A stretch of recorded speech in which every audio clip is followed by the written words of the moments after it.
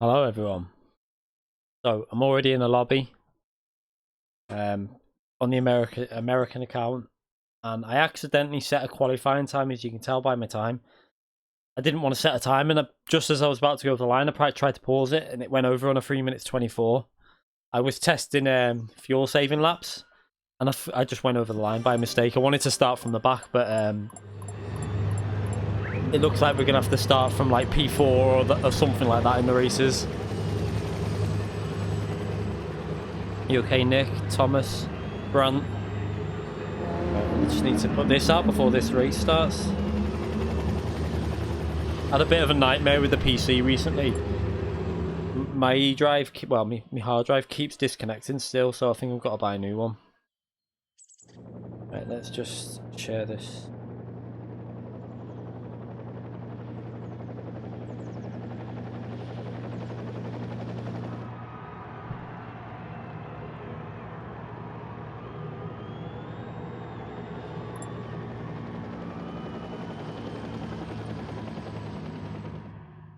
One second, let me do this.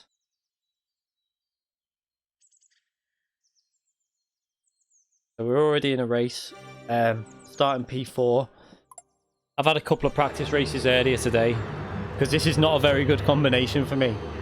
I like Group 1, I'm good at Group 1 normally, but at Le Mans, it's not particularly great for me. So, God knows what's going to happen.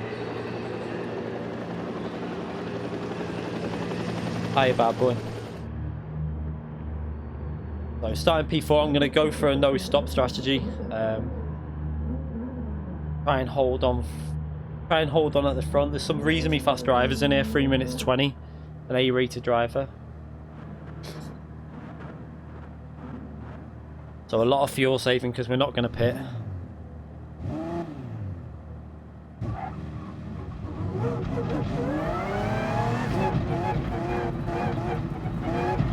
And this, I don't know why I'm so weak at this combination. I have no idea.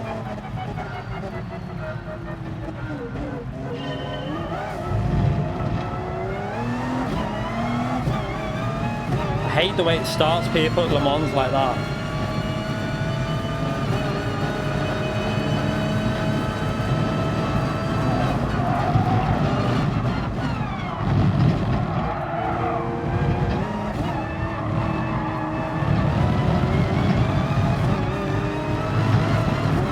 Oh, what is he doing here? Why is he so slow?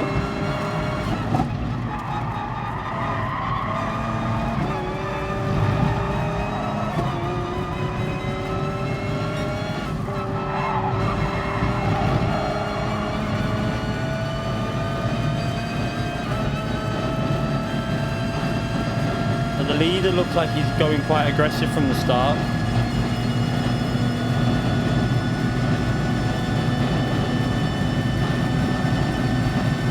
Oh, the fuel saving.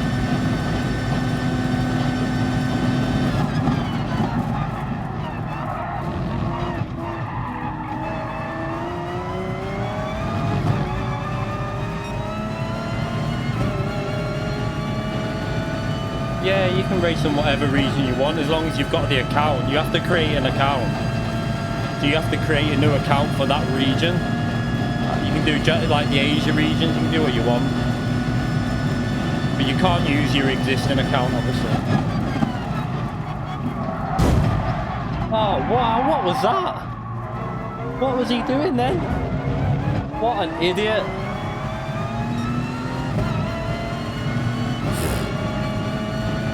I mean, that was just stupid driving, that.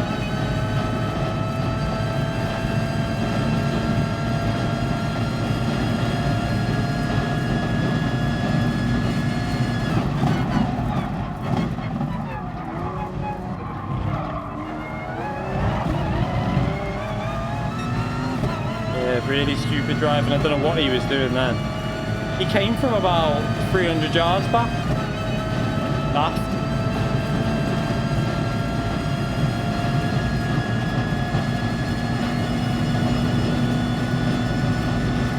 Yeah, just leave him to it anyway. I'm saving fuel at the moment.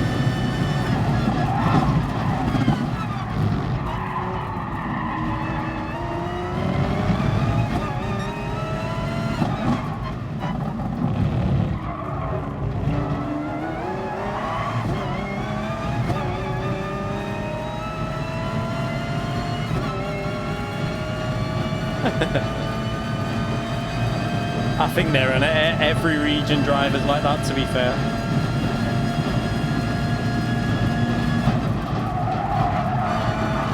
I mean, what is he doing? He's off anyway.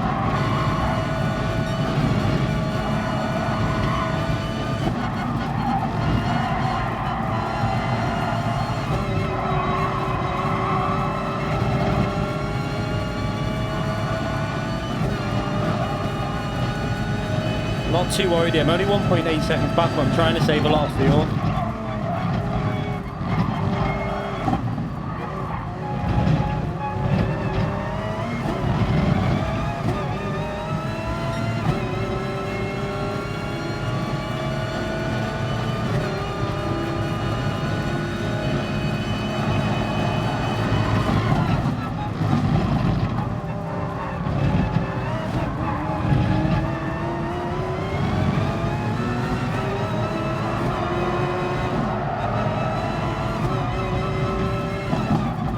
This is going to get messy, I can tell.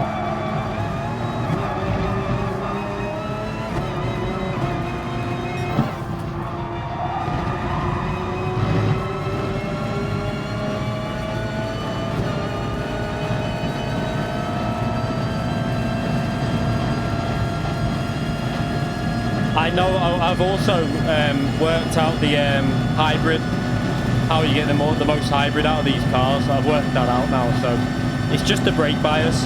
All the way to the rear gives you more power. Oh no, come on. Why would you just throw it like that? I mean, some people just have no, like... If I wouldn't have turned out the way then, just stupid driving. No common sense.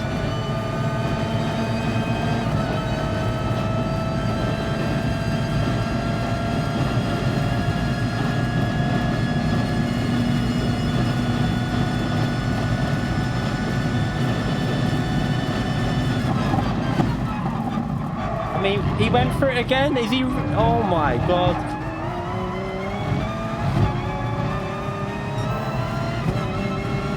He seriously was looking to go for that move again.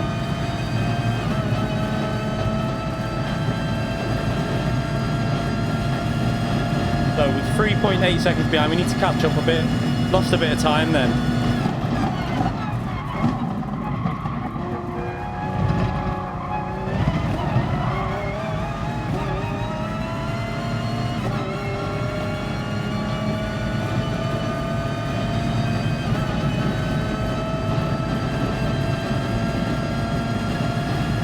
Maybe I should qualify and actually put a proper lap on.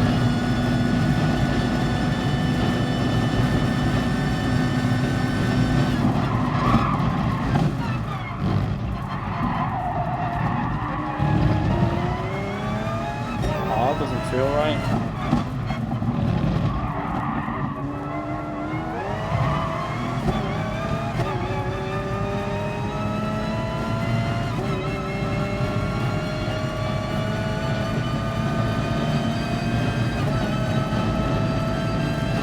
Really need to try and get ahead of P2 fast, really.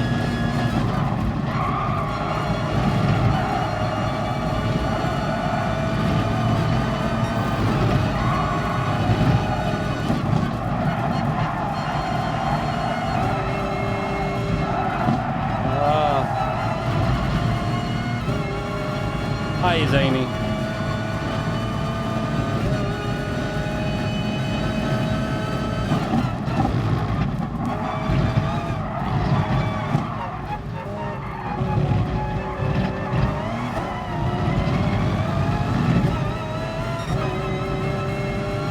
So far off the time. Before I was doing 3 minutes 26s. A little bit rusty here.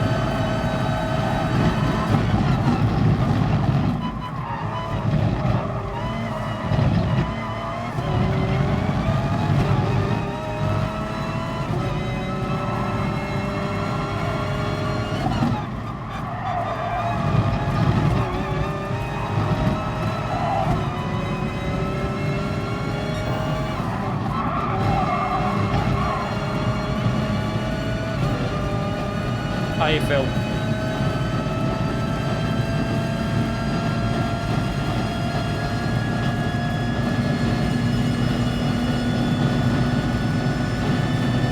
I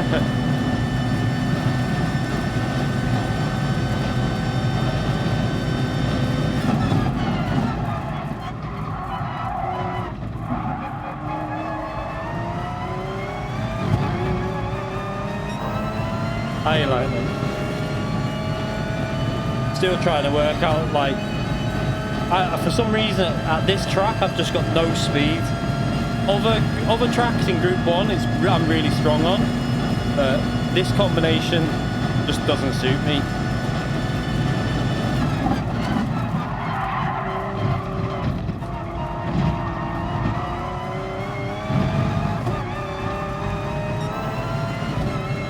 But as I was saying with the brake bias, I did a test.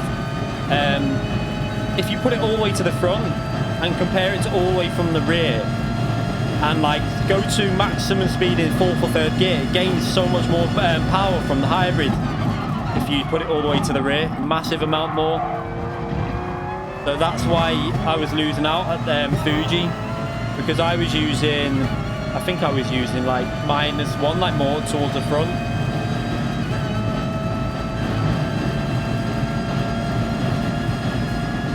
Have to save a bit more fuel here.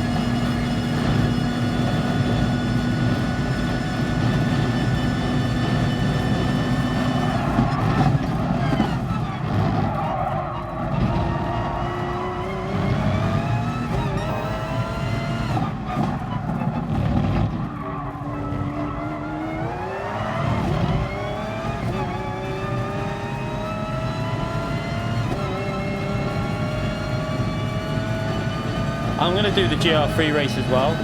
This is the American account. I'm just going to do as and when they're on.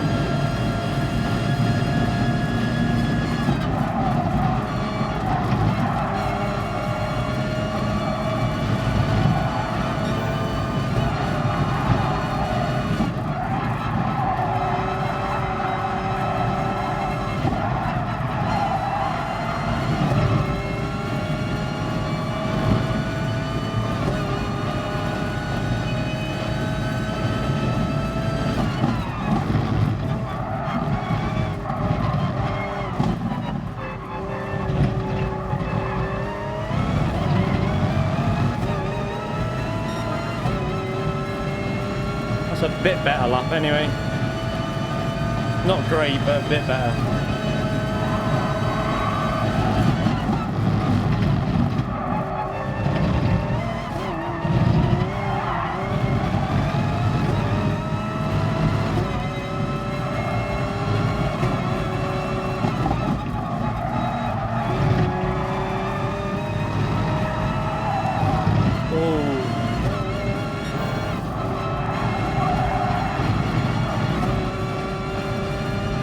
We're gaining on the leader a bit.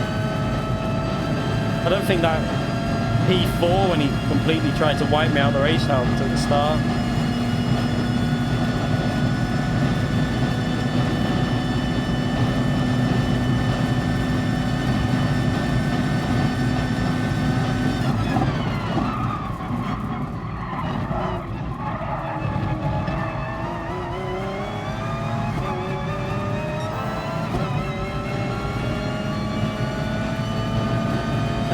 Yeah, I've only just started. I'm going to be a few hours, quite a few hours. I'm going to be doing race B and race C.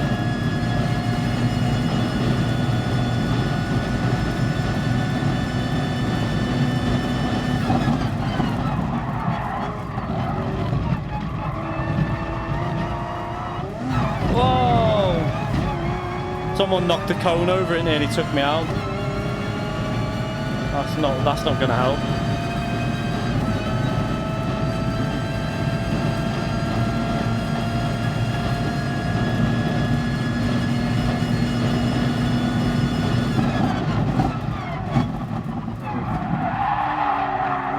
Oh, the rear bias is affecting it a bit now.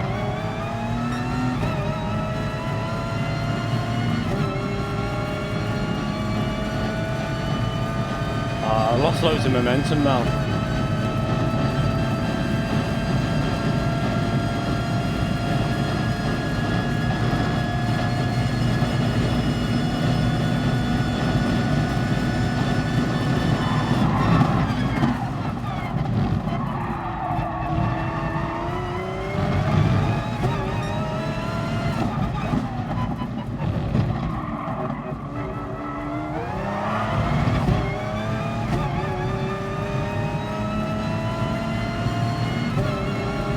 Yeah, it depends where. Depends who you. If you're battling with people, it's not too bad. But I've had a bit of a bad race so far, to be fair.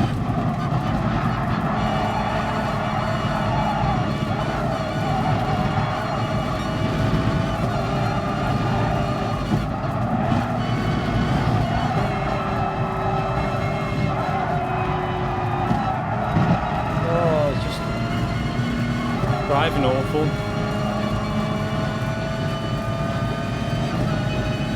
But one of them's gone in the pits.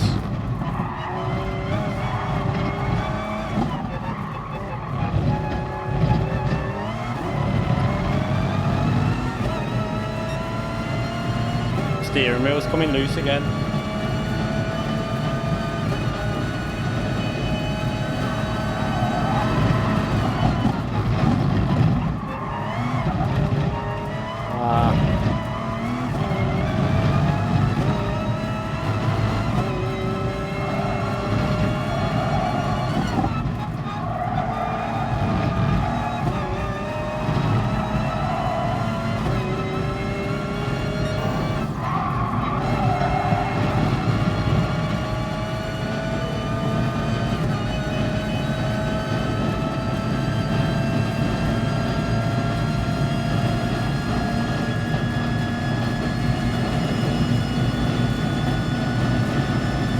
What car's that driver in at the front? I don't know what car he's in.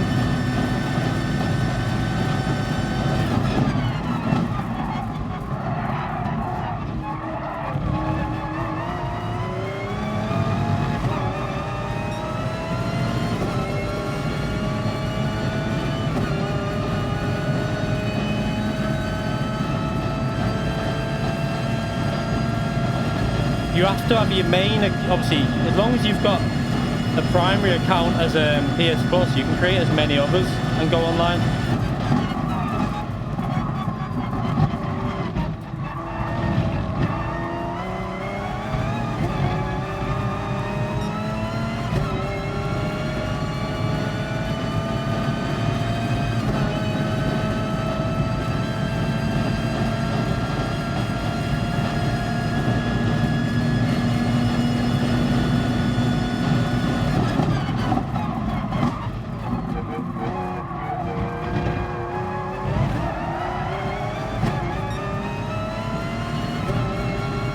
Like the pace, I think I've got the pace over this guy up front because I am gaining on him, but all that stuff at the start didn't help. Might need to save some more fuel as well.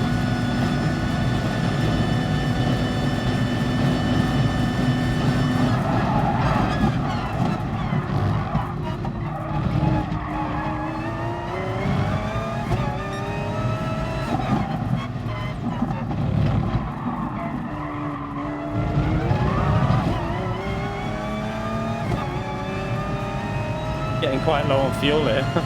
I wasn't watching.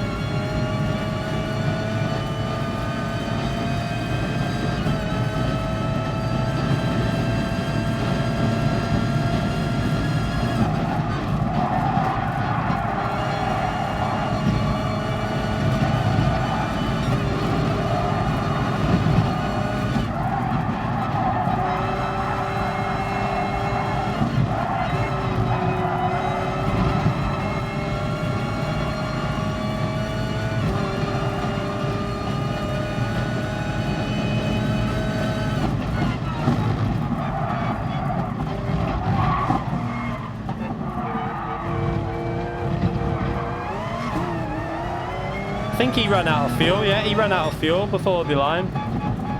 Pretty sure he did. Because even with me 1 second penalty, that was 5.6. That was awful, that, because I finished that in 17 minutes 17 before on the race I did earlier. So it's way off the time. That'll do as a warm up anyway. Hopefully we won't get any dive bombs at the start of the next one. Do that one again anyway.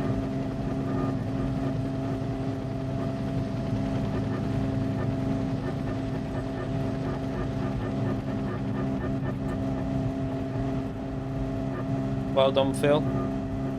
I went on. I've done a lap on the Americas. I still think there is something on my American account which makes rear grip. It doesn't make you faster. It just makes driving easier on Group 3 cars, especially the Porsche. Because I went on my American account. I did about an hour on my EU account to get a 55.6, I think it was. Within about 5 minutes, it must have been about my third lap on the Americas account, straight at 55.7 straight away. Now, it took me like a good 40 minutes before I got that on my EU account. I'm still convinced there's something going on.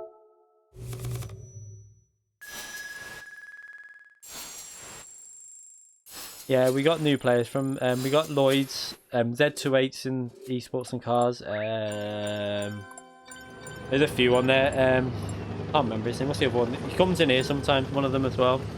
There's a few. That was pretty awful, that race, to be fair.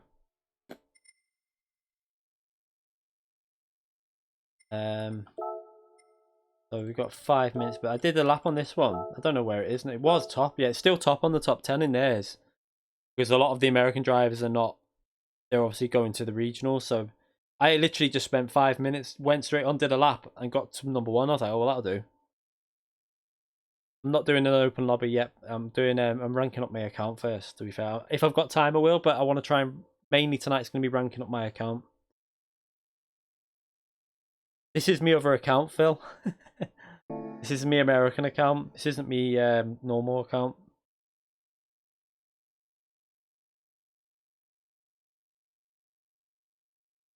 Right, I won't do that one. I want to do that one again because I want to try and get a bet. That was so slow, that race. Let's try and do that again. I know that you can get down to about point 11, like I think it's 17 minutes 11, 10, something like that. But I'm just not fast enough at this combination to do it. I'm just trying to get better at it, to be honest. That's why I've come on with my American account as well. Good to practice the tracks that you're weak on. You're right, Aries. Just gonna keep. I want to keep practicing to get used to it. But I think a lot of people are doing. Like, I mean, I'm probably extending a bit and cutting a bit, but there is a lot of cuts you can do at Le Mans now. No, it's not worth it. The pit loss is too long here. You asked Lightning if he's still in here. The pit loss here, I think, is over 20 seconds. So, say you go in lap 3, you're not going to gain 10 seconds a lap for the last 2 laps. It's just not going to happen. You'd have to gain 10 seconds a lap, and even if I did, so if I did a 1 minute, if I did 3 minutes 30 on both them last laps, which I wouldn't do, you'd have to be doing 3 minutes 20s flat, which is pretty much qualifying top 10 pace nearly. So you just can't do it. The pit loss is massive at Le Mans. That's why everyone always avoids pit as much as possible. It's always best to avoid it. I think it's because the pit lane's so long as well. I mean, I could. Shall I just try and get a little bit?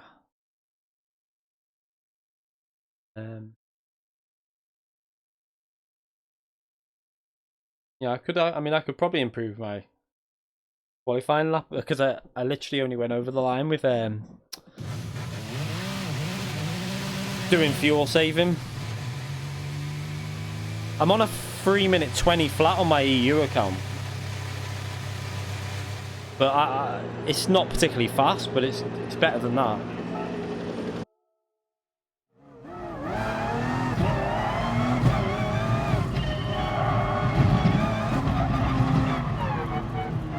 Do you know what? Instead of... Oh, let me do this if I've got time up. I'll show you how much extra hybrid power the brake bias can give you. I'll show you in a minute if I have time after this lap.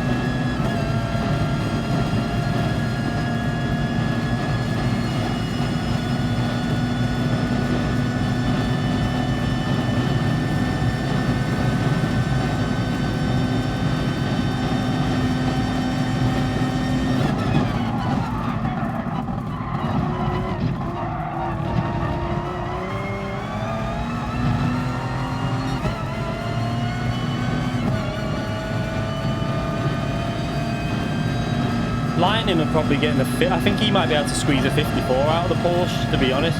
But he'd probably use the WRX.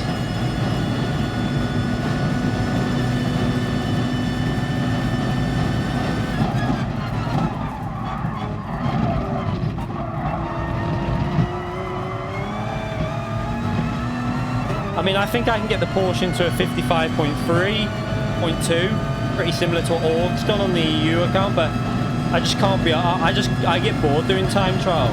I really get bored doing it.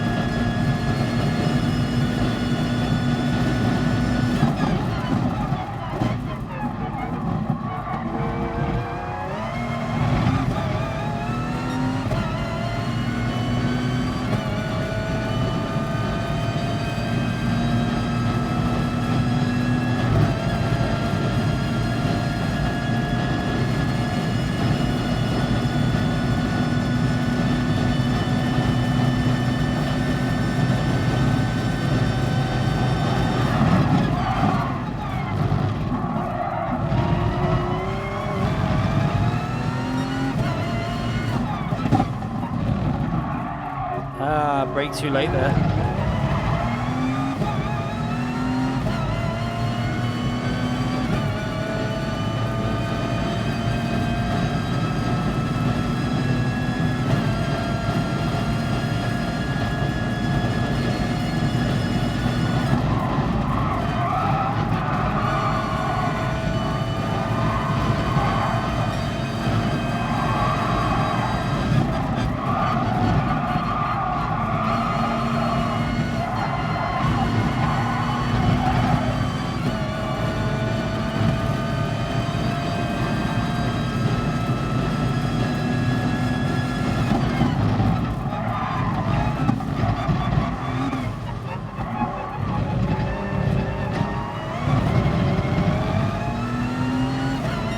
Well, there you go, that's a bit better. I'm convinced my American account is fat, because even that 3 minutes 20.6, that wasn't a particularly great lap, and that's only 4 or 5 tenths off my EU time, which I was on for hours, because I just can't do this combination. So I am 100% convinced there is more grip at the rear on my EU account. I mean, I made massive errors on that then. You saw how late I braked into that corner.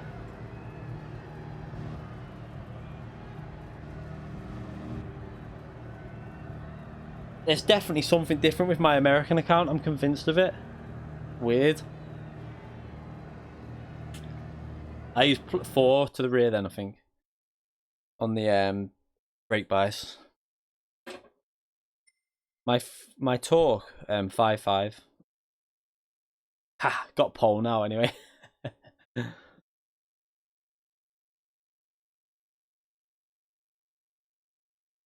I just leave mine default 5.5 all the time.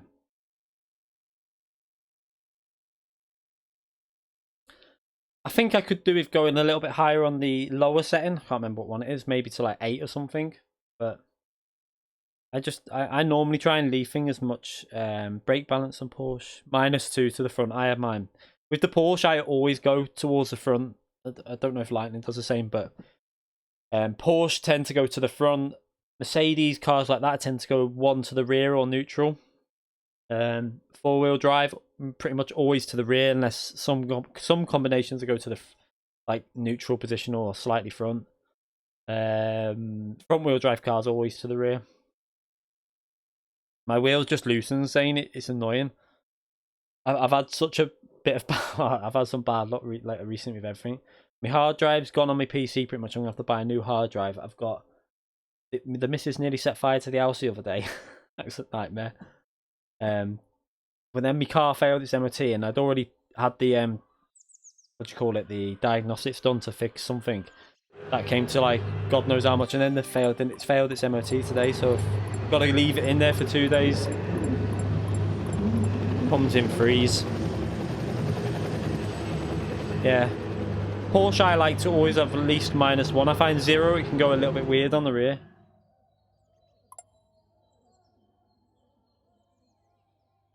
After the American champs, it's the World Finals, I think.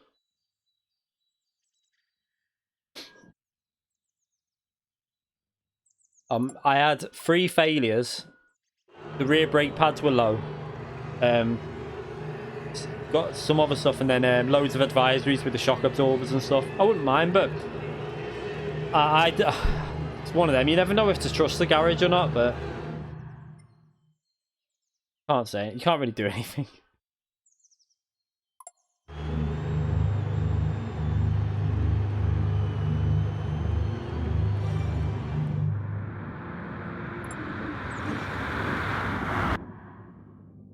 Yeah, new rear brake pads. There was something to do with the... I can't even think what it was now. I had the list somewhere. There was 2 other things that need repairing as well. Brake pads, one of the suspension arms, I think, and something else.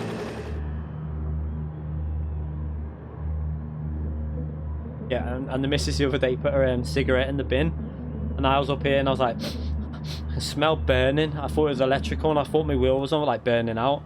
I was like shouting her, and then I went downstairs and all I heard was the bin's on fire. Fucking burnt all the pipes down the side of the house and everything. Nightmare.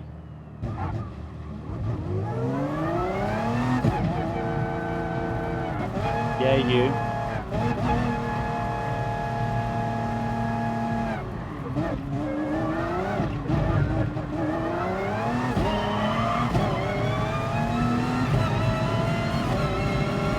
I want to try and get out of the slipstream fairly soon and then save fuel.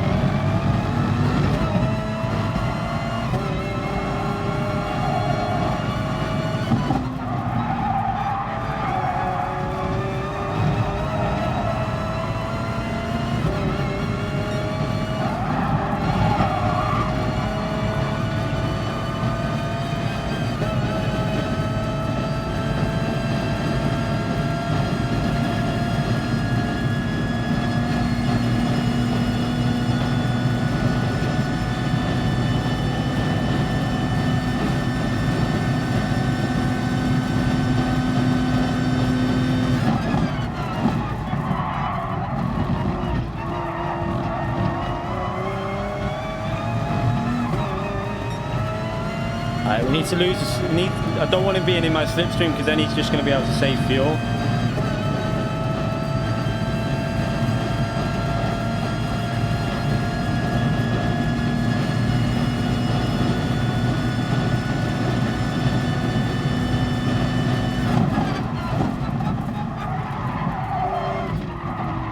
Oh, I didn't do that very well.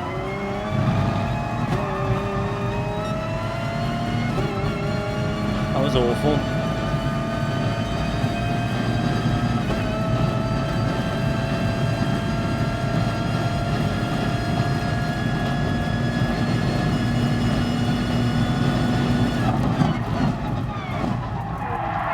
Oh no. That's the brake bias causing me issues in the braking. That's where I'm not sure if I should change it a bit to stop the hype.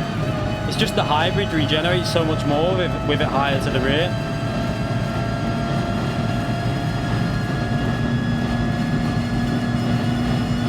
You know, I'll let him go, you know.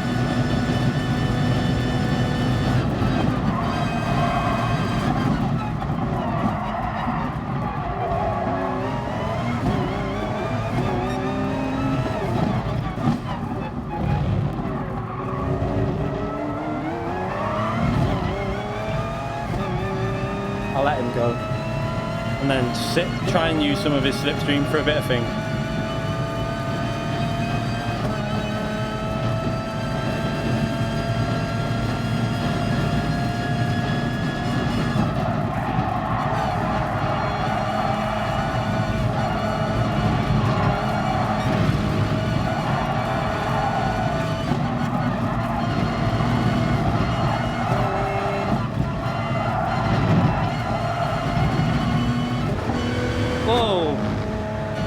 That's my steering wheel because it's coming loose.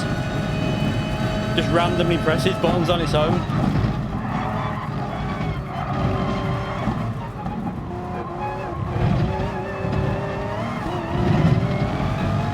Oh, now it's going to the brake bias. My wheels, I need to retighten it up. Oh, this is a nightmare. It's going to keep doing that all the race now.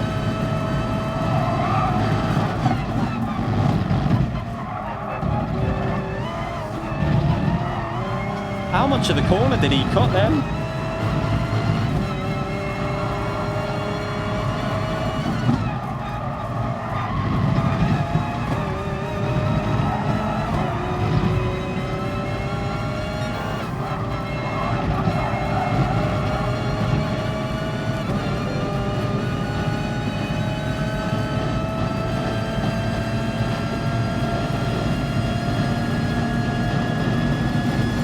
Try and save some fuel, I think. Yeah, it's just because my wheel's coming loose on my rim, that's why. It just starts pressing random buttons. Always does it.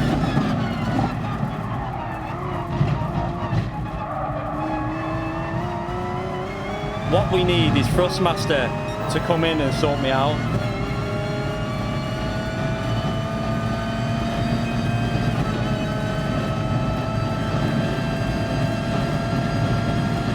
Yeah, this is a T500 though, it's a different wheel. T300's not really, there's nothing really same about T300 and 500, they're a lot different.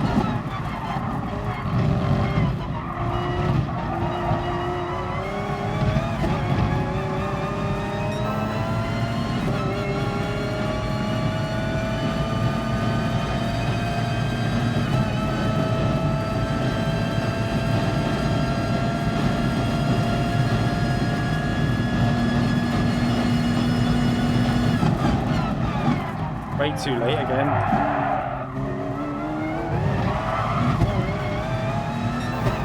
I think he did the same though, to be fair.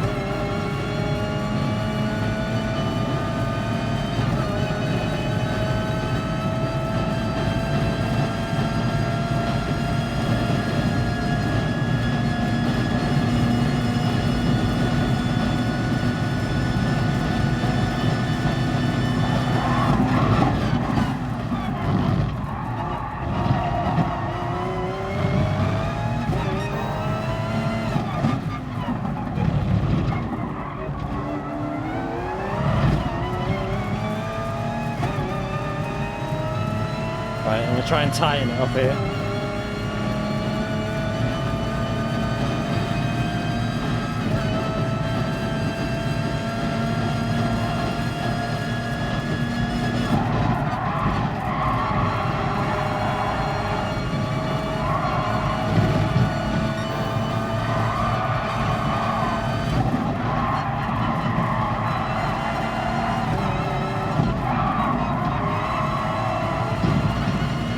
Towards the new wheel. Thank you very much, Zany. I do appreciate that. Thank you very much. I need to see if it's just a wheel rim. If I buy a new wheel rim, that'll fix it.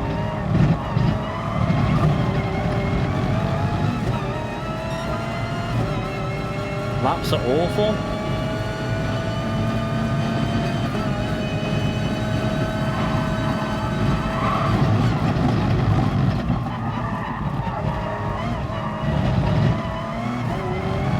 So you can cut quite a lot off that corner, can't you? Bloody hell. Oh my god, no wonder he's doing that on that corner.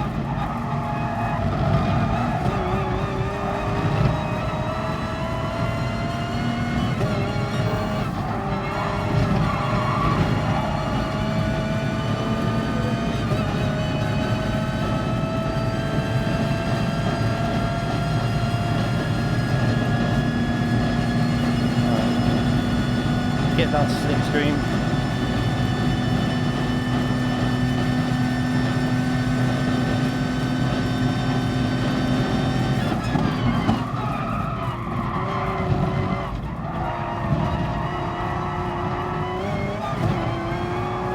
You know what? The brake bias towards the rear is okay when you're on your own in the front, but once you get in the dirty air, you're not messing with the car.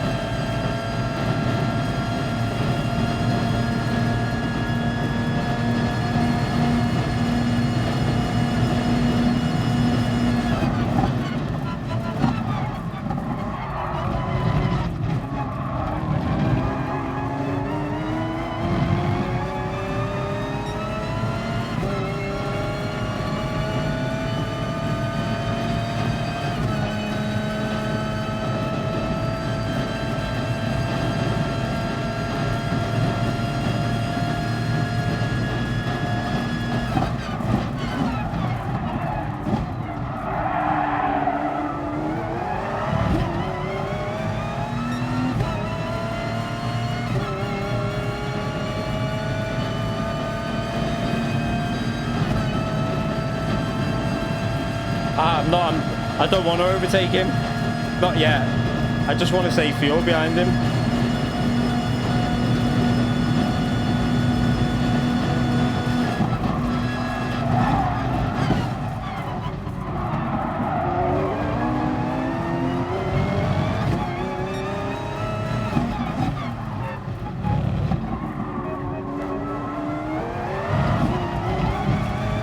I'm getting so much understeer there now.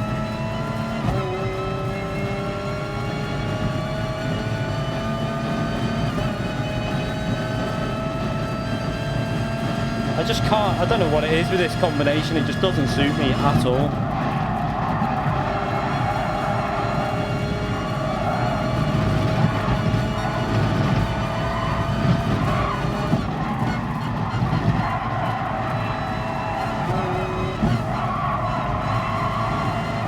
He's got 4 seconds worth of penalty. 5 seconds worth of penalty. Ooh. Not going to be nice.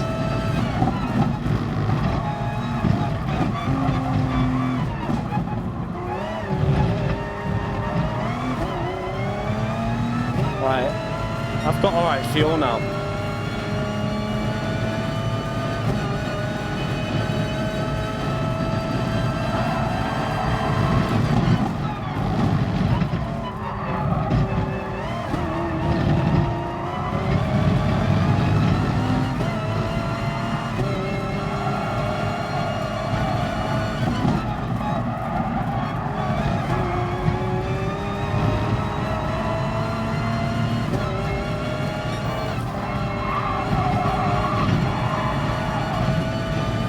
Understeer.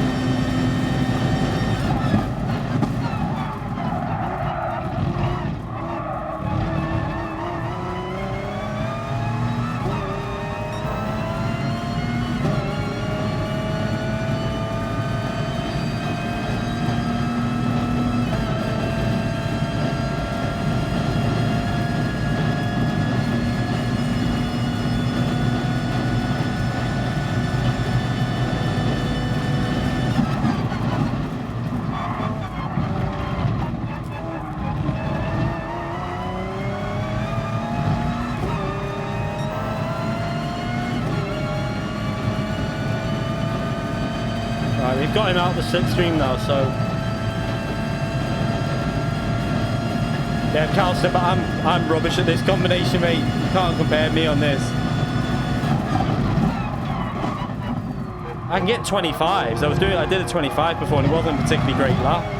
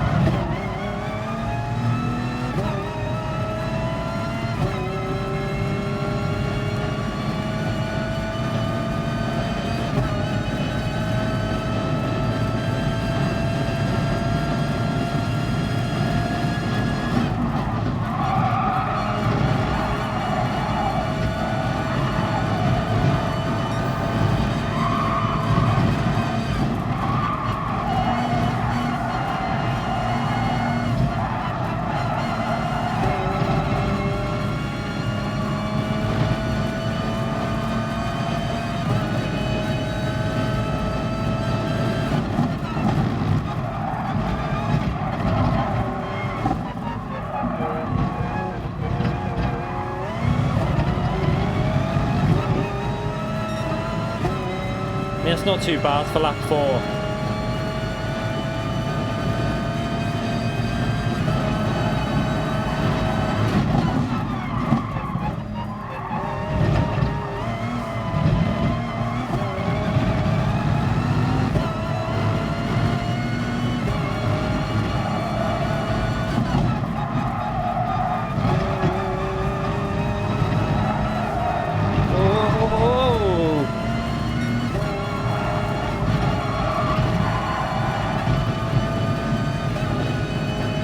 lost it then.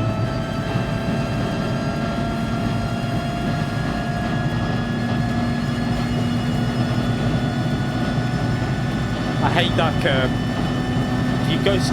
You feel yourself drifting wide and you literally tense up as soon as you do it.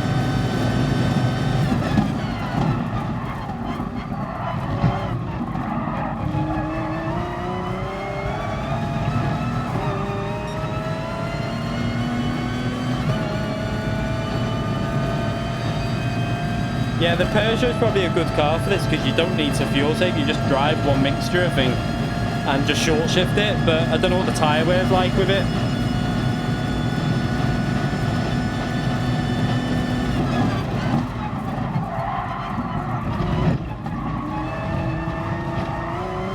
Gonna do the Group 3 race next anyway.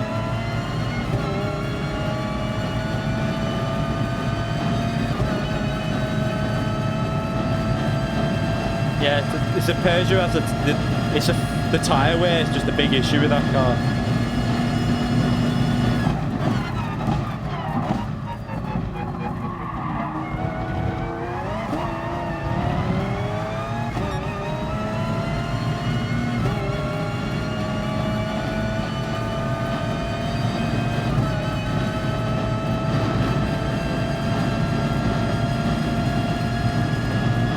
Has everyone seen the list of cars that are coming?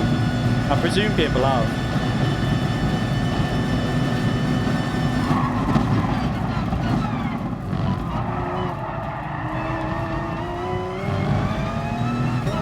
Yeah, there's a Group 2, the old NSX GT500. That looks like it's coming in the next update. That'll be good. And hopefully that means they're going to bring... I mean, could they not bring some of like the Supra, the old Supra, the Castrol Supra, and some of them cars into it? How good would that be if they added them into Group 2?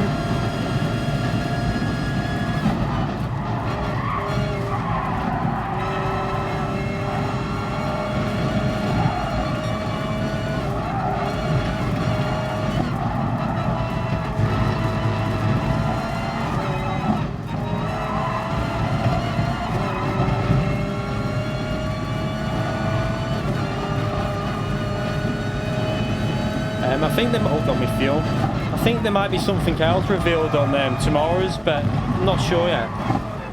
Now, I'll show you something as well. I'm guessing that the Cataluna track will have more than one variation.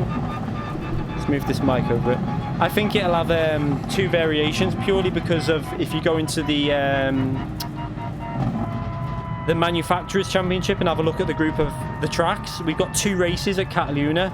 Well, we've either got another new track as well as Cataluna, or we've got 2 races at Cataluna, one at the like national track and one at the proper track. So we definitely, I think we've either got 2 new tracks coming or we've got 2 variations at Cataluna, because they wouldn't put the same track in twice. I've never known them to do that before.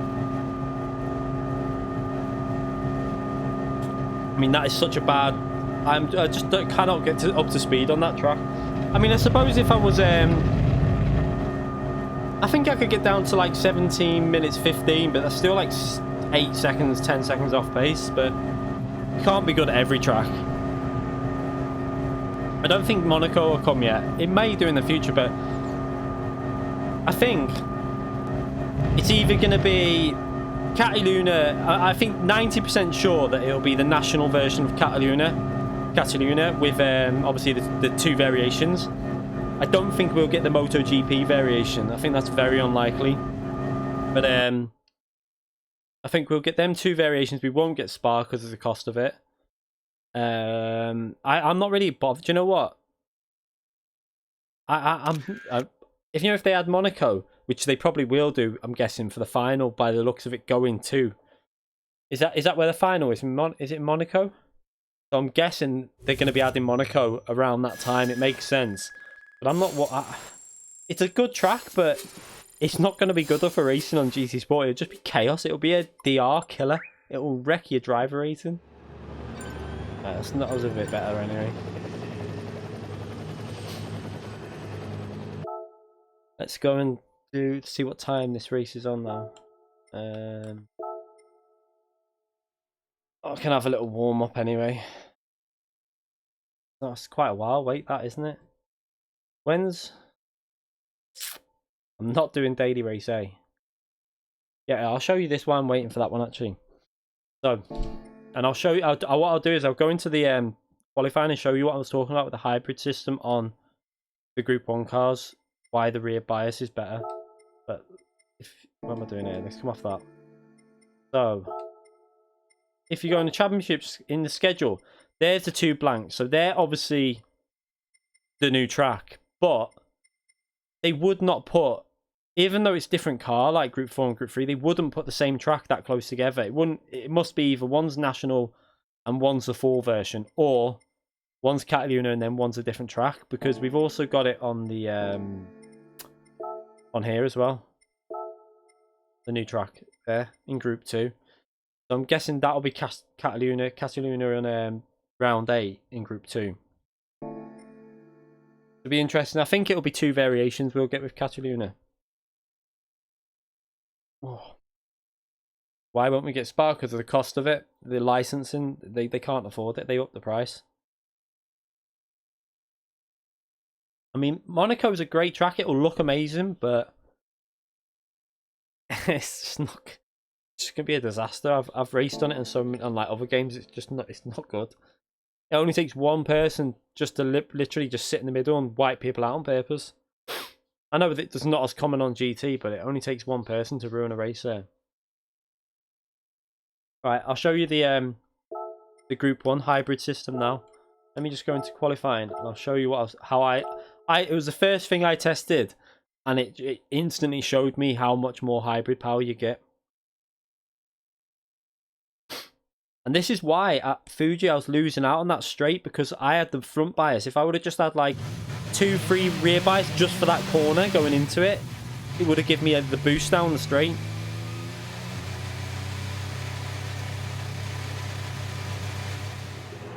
Let's just right. I need to go to cockpit as well when I do this test, and I need to get to the straight. Let's just drive to the straight.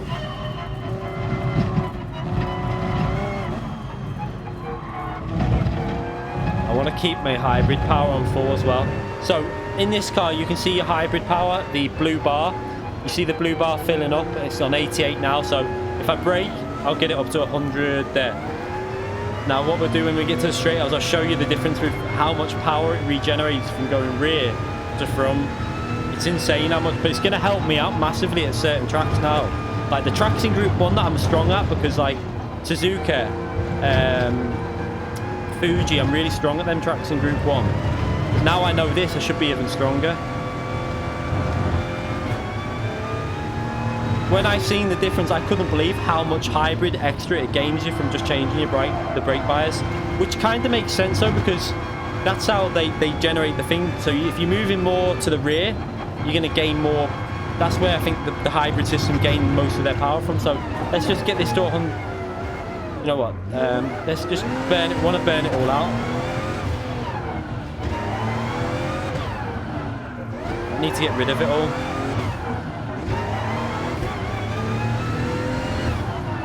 Just get rid of it.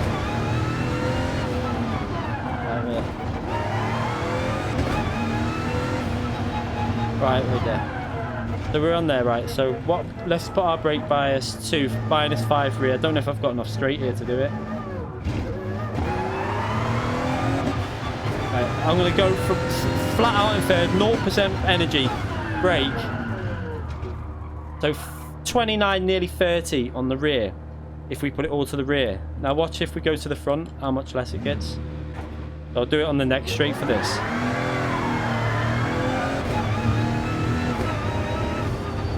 Lightning probably, I don't know if he's tested this yet, but he'll be interested in this, obviously. So, I'm gonna get it to the third gear again. Now, look at this, 17, an extra 12% brake bias power to the hybrid, just from changing the brake bias from the rear to the front. Obviously, so you want the rear. So to the front, you lose 12% just from third gear braking. If that was say you're braking from 6th gear, if you were braking from maximum in 6th gear, you're gonna the difference is gonna go bigger.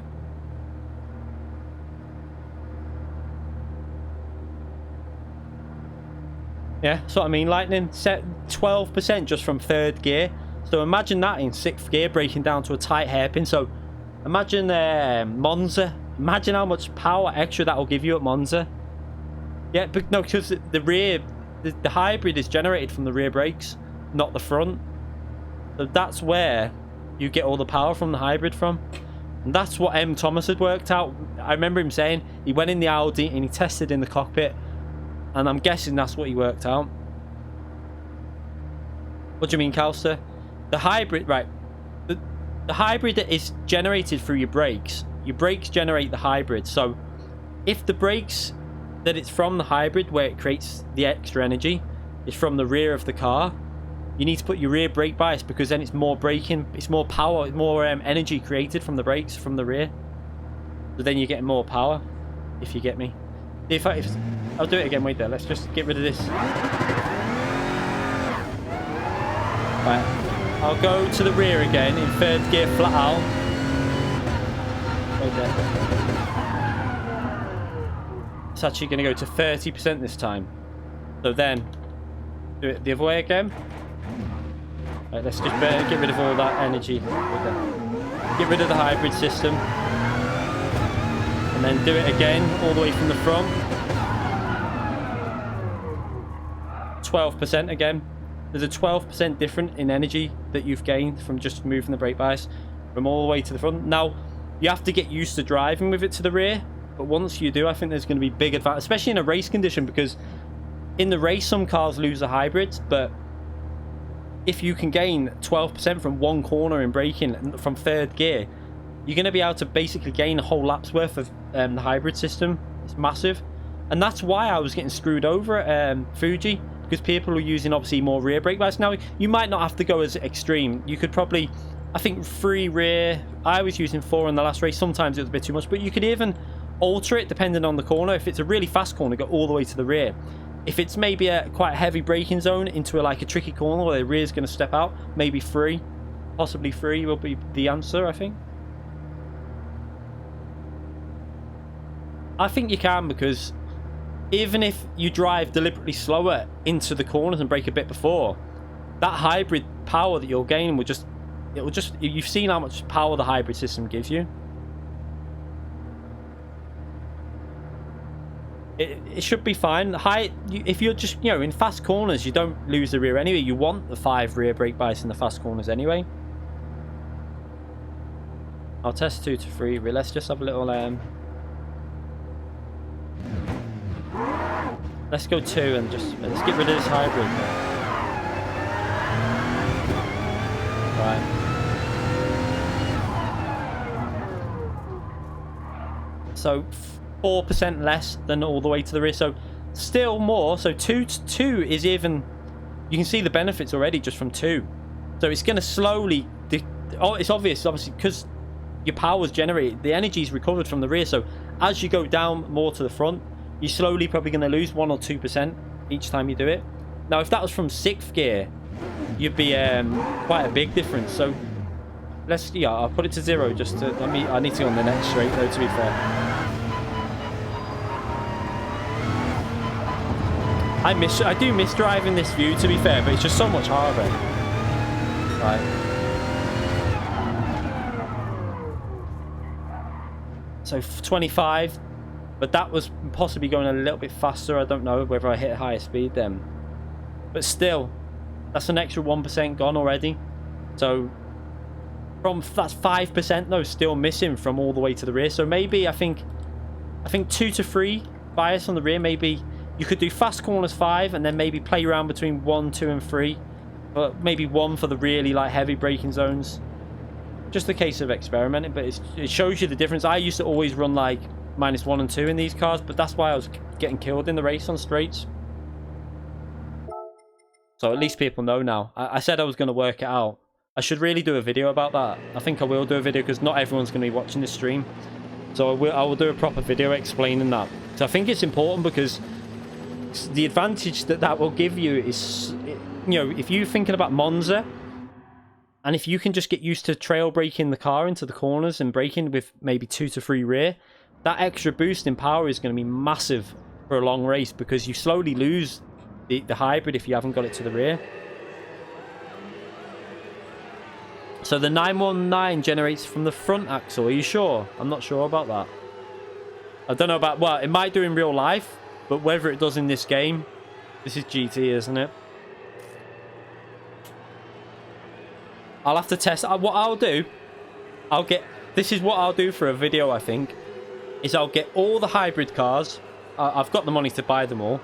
I'll buy every single hybrid car, and I'll do that test at Le Mans for every single hybrid car. And see which cars, and then we can make a list up of what cars generate it in certain ways. And then everyone knows. And then we've got like a database, haven't we, of what cars need to go with what brake bias for certain situations. Let's just enter this anyway. I haven't got my livery on this. Yeah, the Porsche, you can't... That's the problem. There's no... But, yeah, there's no way of... Actually, there's nothing in car, is there? That's the only problem. Be fast before you know it. Viper Concept, I'm not really worried. What? Be fast before you know it. Viper Concept also has a video about it. Oh, right, you're saying he'll just copy. I'm not bothered. I'm really not worried. I'll still do it. I'm not worried. But you can't do it on the Porsche. That's the only thing. Like Kaus has just said, that the in-car display doesn't display the hybrid system. So the Porsche is going to be a car that you can't do it on. You can do it on the Toyota and the Audi, I think. Not sure what else you'll be able to do it on. There's the only way I could do it with the Porsche is probably maybe I could do maybe a 10-lap race by myself and compare the hybrid system. Do you know what I'll do? I'll go to Fuji and just test down the straight where I was losing it last time and try and figure it out to see if I can get the hybrid in the race. See you later, Lightning. See you again.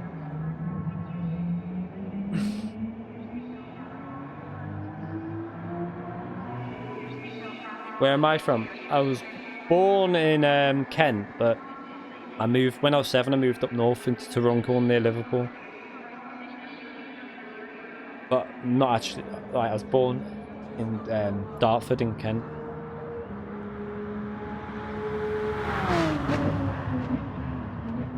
This wheel, I should have really tightened this up, shouldn't I? But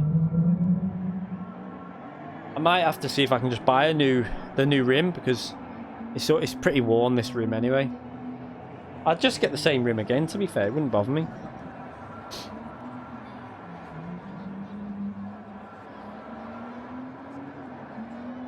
Speak. Yeah, it's only what, 10 minutes away? Not even that.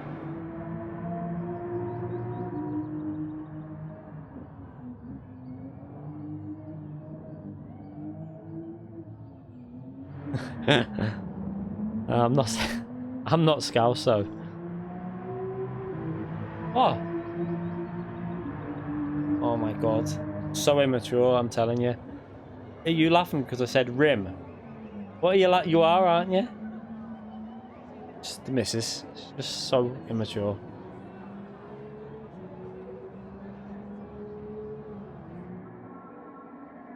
You fell through the door? I didn't see that. I wish I did. I'll let her off. She fell over. She fell through the door. She thought it was locked.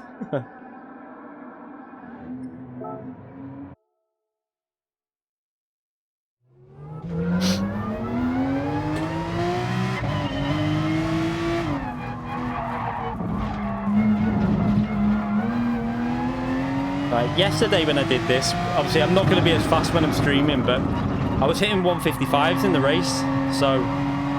But I won't do that now, because that was when I'm concentrating. When I'm streaming, I lose probably about a second of race pace just by not even... I'm reading the chat half the time, to be fair. Fire starter, yeah. We've already had that one. I don't think she was particularly impressed.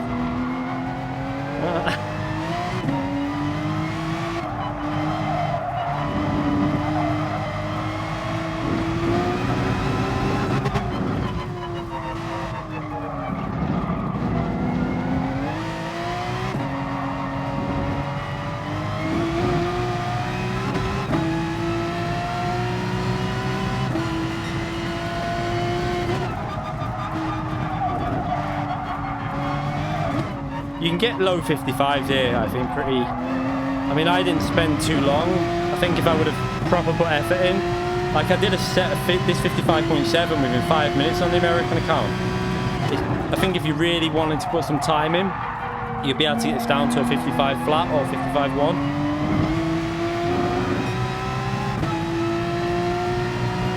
Like this is what I'm talking about. When because I'm reading that, I'm not even on the racing line. Have I entered the race? I haven't, have I? I've just gone into qualifying. Don't believe. Have I missed the race now? I think, is it a quarter past or 10 past? No, you can. You can get 50. You can get 55 flat.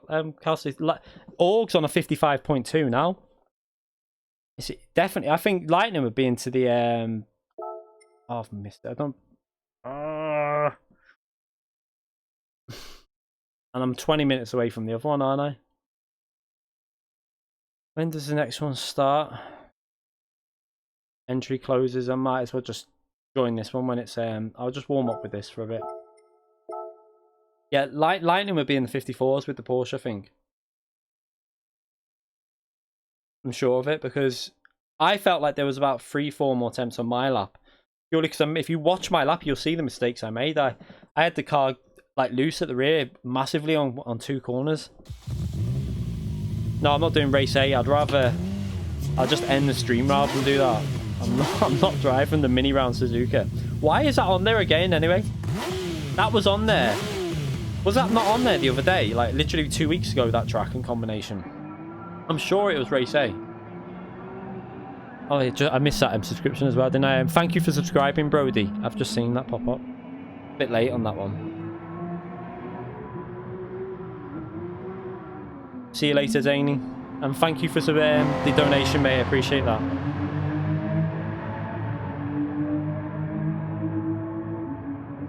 It's stupid. Why are they so obsessed with like the Suzuka short track and a mini and like cars like that? I mean, it might be fun, but let's not have it. Now that weekly races, if they were on daily races or every 2 day changing, it wouldn't be an issue. But not every not on for a week and then literally a week after it's been on, put it back on for another week. Right, let's warm up. See you later, Zany.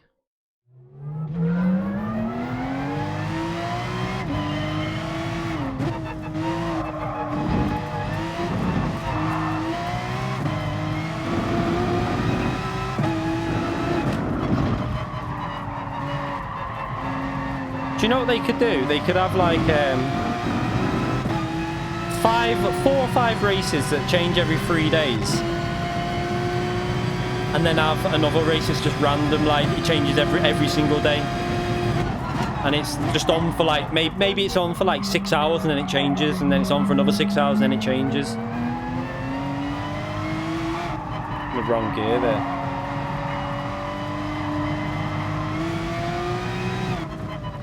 No, I said that's pretty much what the end of 2019 is what people are saying, and then my guess would be it will launch possibly with the new GT, or the new GT will launch a few months after it.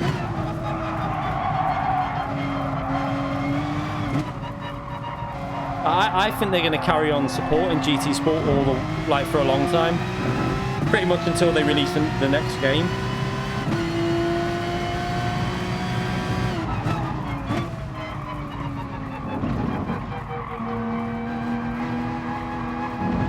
In EU, BS, it's SNU. I don't get it. What's that here? You can easily get AS. Oh yeah, I know that. I mean, I'm A+ on my EU account. This is just my American account, just ranking it up. I'm 75k on the EU account. Well, I was. I don't know whether I am now after the FIA race on Saturday. I'm not sure if I kept it or not. Yeah, I'll definitely get that on release. So the PS5 I will 100% get on release day. There's no question of that. And then I'll be streaming it.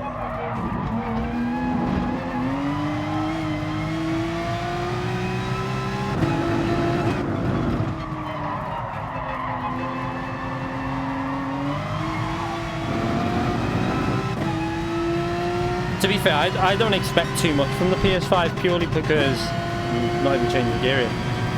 It's probably still not going to be that much more powerful than the PC I've got now is not massively powerful, but in terms of PCs, but then it's hard. It's like consoles are made to take, like, the games utilize the consoles better than PC games utilize the PCs, really. So hard to really, like, because I still don't think there was a massive graphics increase from PS3 to PS4. I'm not really worried about stuff like that. I would rather it was more features and stuff like that, more physics, and like I'd rather the power put to different things than just graphics. Like, if, like, for example, Gran Turismo, I want dynamic time of day and rain and stuff like that.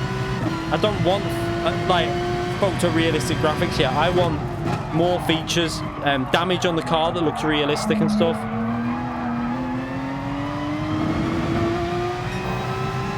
Yeah, PS5 wouldn't be a good... By the time PS5 comes out, it won't be a good PC.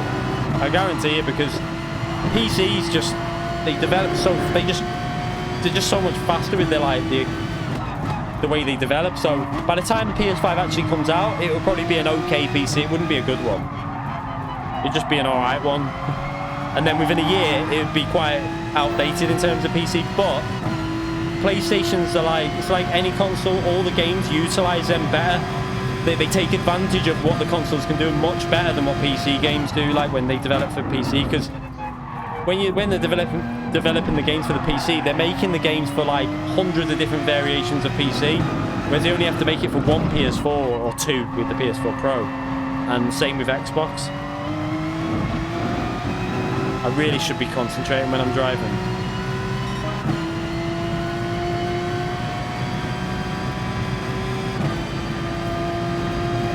I'll have to make sure I enter in a minute as well.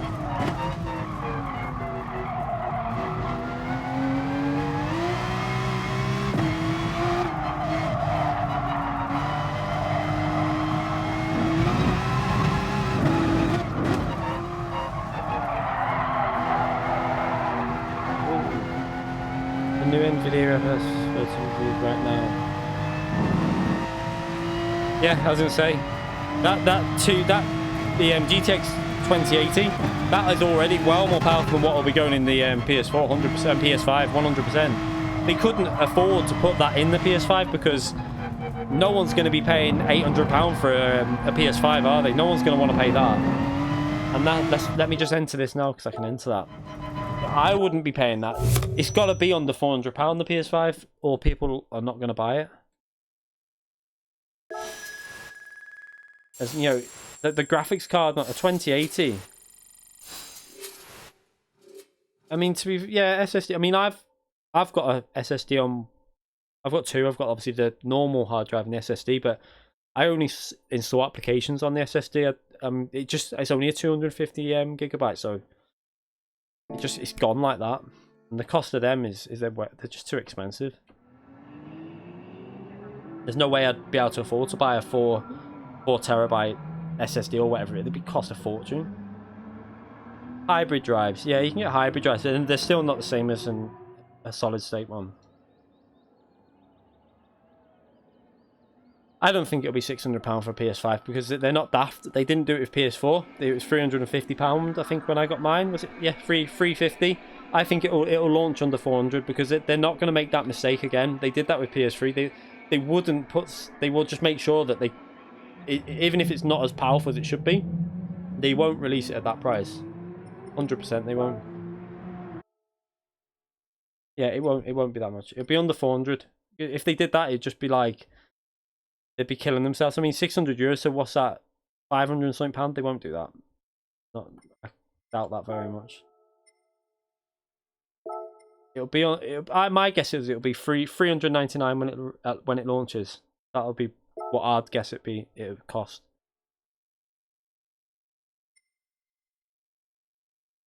I mean, I don't mind Xbox. To be fair, I'm not like one of them. Like, you get a lot of gamers that are like just one console. I mean, I've had an Xbox. The only reason I sold my Xbox was because I've got a PC. There's just no reason for me to have an Xbox.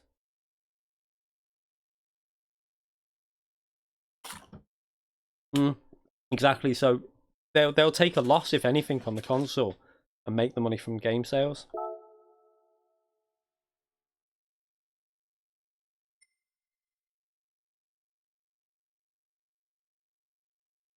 I should be starting polling this, and to be fair, if I'm racing B racing drivers, I probably won't even have to concentrate too much, so my lap times will be well down.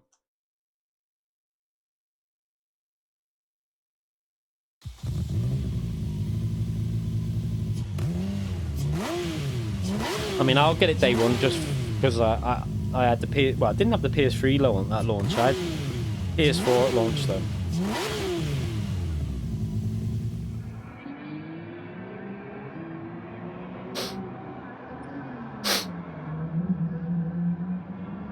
Yeah, that's what I think. About £400. I don't think they'll release it over that because they'll just get slated for it, so they wouldn't do that.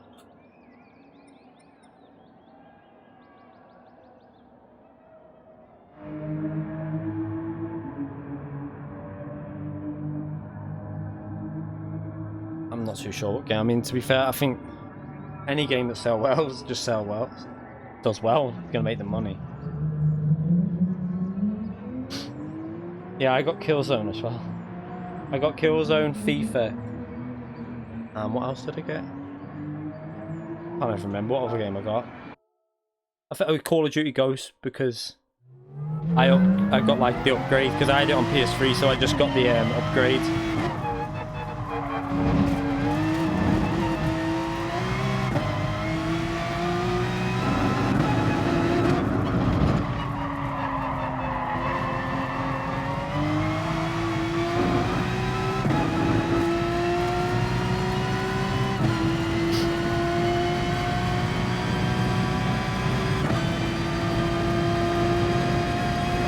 I didn't get GT Sport on release. I was like a little bit against it to start with. I was a little bit of a GT hater because I didn't get GT6 because it looked like basically the same game as GT5, just a little bit different. Not really much progression. But then I tried the beta of when they had the public beta at GT Sport, and I kind of thought it was okay. And then I don't know if they had a trial or something came out. And I got it after Christmas. I saw it was reduced, so I just bought it, and I'm glad I did. And to be fair, the amount of content and free tracks and stuff that have come out since it came out is pretty good. Like, you can't complain.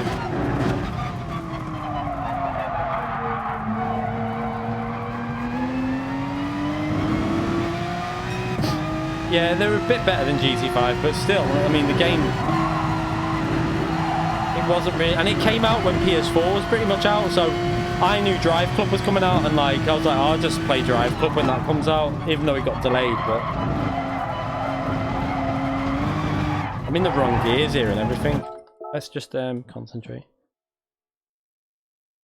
Yeah, that's what I mean. It came out too late, the GT6. I was already on PS4, and I was like, I'm not going back to PS3 now. I really like Drive Club, to be fair. And I'm gonna stream it soon, hopefully. I could even do that as... I could possibly stream Drive Club just for fun one day this week.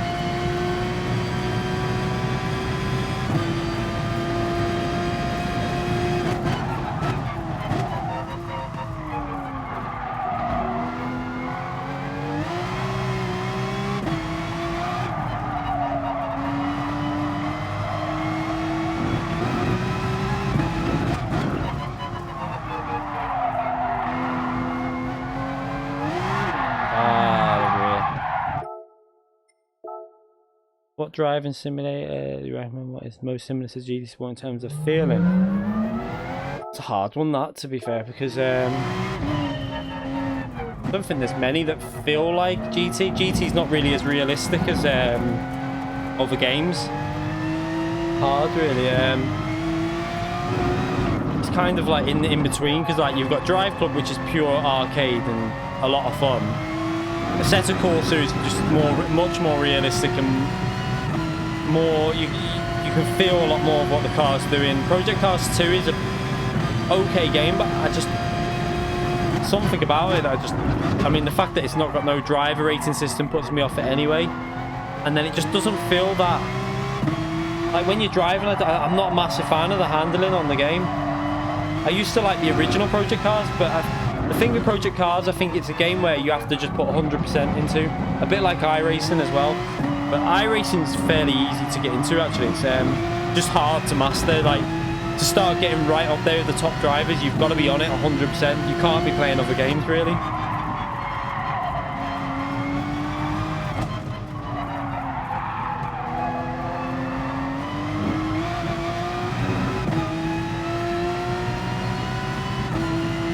Yeah, Project Cars is more realistic, but I just don't like it. The online's terrible.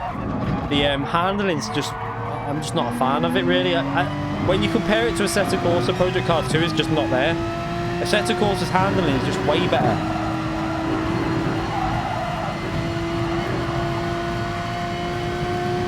Yeah, I mean, I've got an iRacing account, and I am gonna get back on it soon. I need to re-sign up. I've got, obviously, last time I went on it I did a couple of races. I lost a load of iRacing though. I played it for like 6 months and was doing quite well. I was closing on like 5k iRating, and then I just stopped. Went back on it after about half a year and lost like 500 iRating just straight away for like a few races. But iRacing's really good. It's just, you have to really get into it though. I like the options for the races as well. It's just a lot more variety on that game. But it's expensive, really expensive.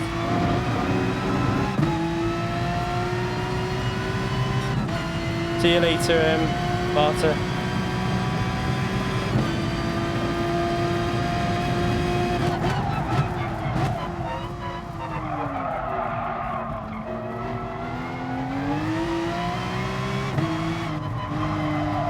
You need to pay every month to play it. Yeah.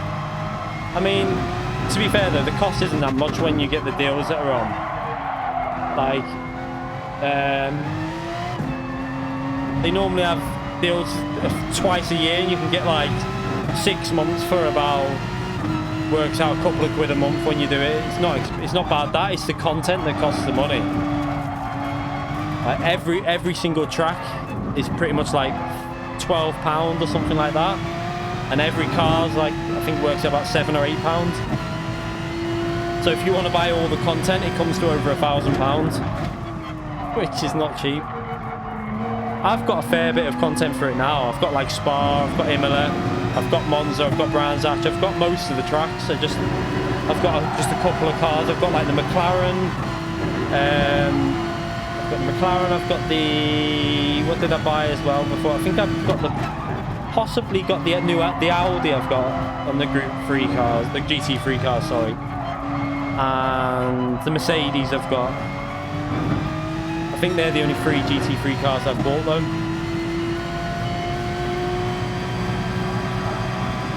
The 155. If I was concentrating, I could probably get 155. Now I'm just not. I'm trying to read the chat. I'm not even looking at the braking. I'm looking at the chat. I'll try and concentrate a bit more when the race comes on.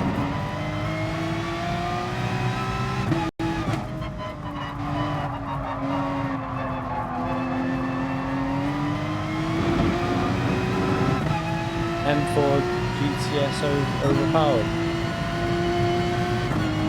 The BMW M4 and GTS is OP. In what class the M4? In Group 4? In Group 4 it's not. It's not really overpowered in Group 4, I wouldn't say.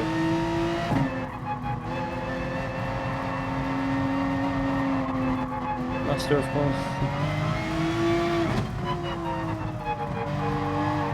So only a few minutes left now. I can actually race again. I can't believe I forgot to do that race. Let's just get a rhythm going before I go into this race anyway.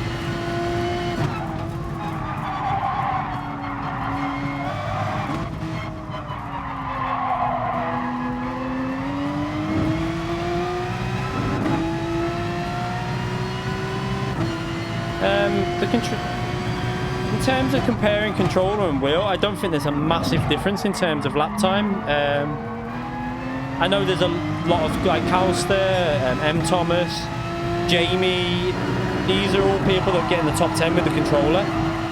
it's just a case of getting used to it. I think you might be. I think some combinations, the control pad's actually faster, but then I'd say there's some there's a lot that the wheel will be maybe a tenth faster or something like that. I mean, the one class that I really think is a benefit on the control pad is Group 1. There is a definite like speed advantage with the control pad on Group 1. You'll see loads of pad players on Group 1 cars be really fast.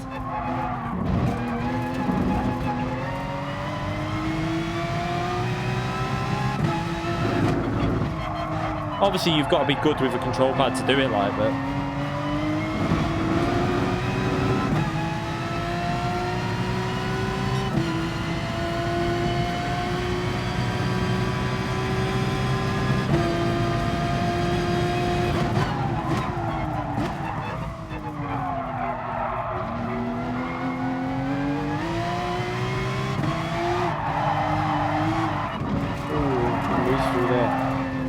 I am on your friends list on your British account. I'm so far back. Yeah, you've got the best thing you can do is just start with no traction control and just learn it.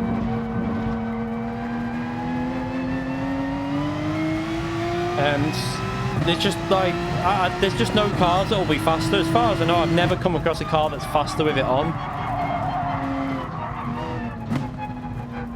It doesn't. I mean, it's not very realistic that that's how it is, because if you play iRacing or Assetto Corsa, even Project Cars, normally the best way to drive it is with traction control on, but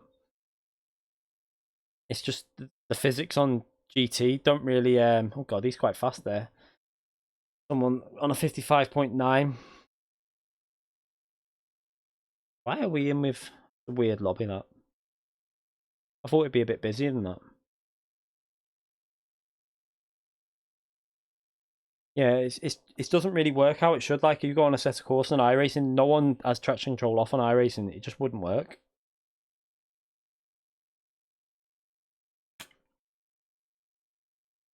Like, GT3 cars in real life, they run traction control. That's how they race.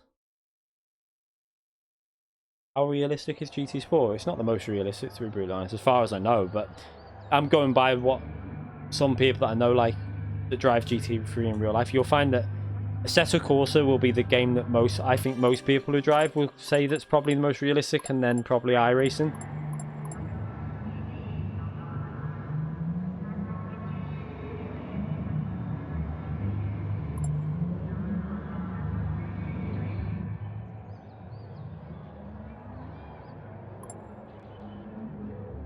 Tell you what game's really good as well, R-Factor 2, for how it feels. I think that's one of the most realistic in terms of when you're driving, it feels really good. I think the physics on R-Factor 2 are probably what's some of the best. But I just never play it for some reason. Right, I'm going to have to concentrate on this one, aren't I? I'll try to.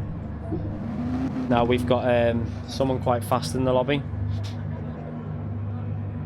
I still won't be able to concentrate 100%. I never can when I'm streaming. I can never really get in the zone. I have to be... That's why I don't do my FIA races. Streaming, but I'm going to start doing the American FIA races and stream them to try and get practice at it.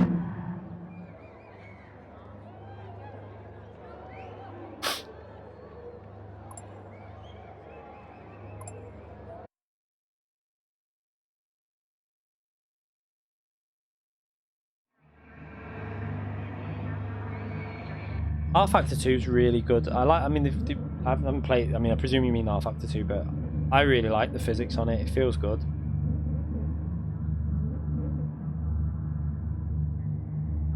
I mean, GT Sport's good. There's, in terms of basic driving, there's not a massive difference between any like GT Sport iRacing. You're still braking at the same spots. You're still accelerating the same. There's so many similarities. It's just what you enjoy more that matters. That's why I used to play iRacing all the time, but I enjoy GT Sport more at the moment. I find it more enjoyable to be on, and the fact that you don't have to pay every month and stuff like that is a benefit. Right, let's try and concentrate a bit.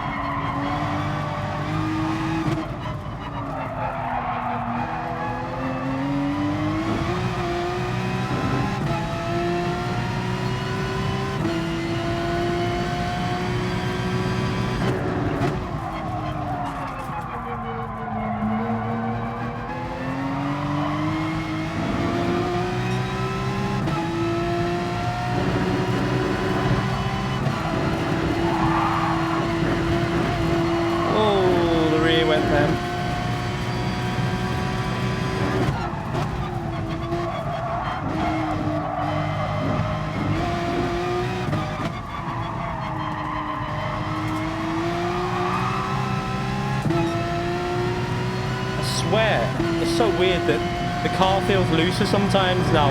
Yesterday when I was on, there was so much more grip on this car, it's weird.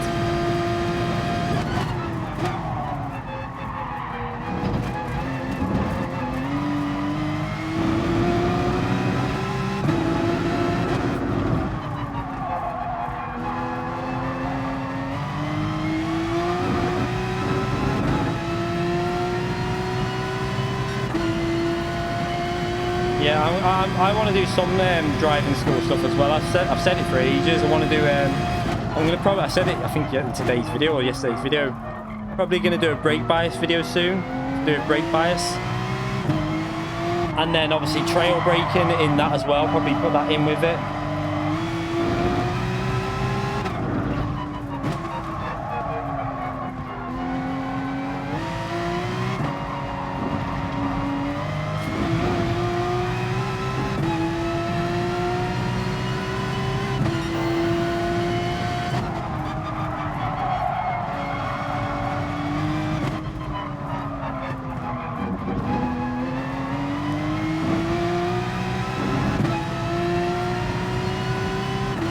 Need to stop reading the chat because I'm losing every time I do. I start losing time.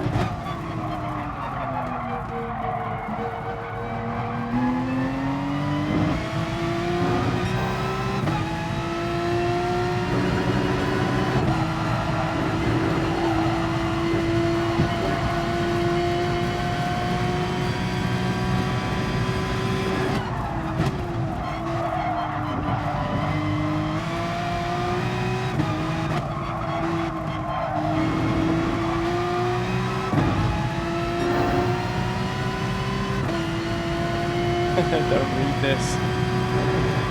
I can't help but read stuff.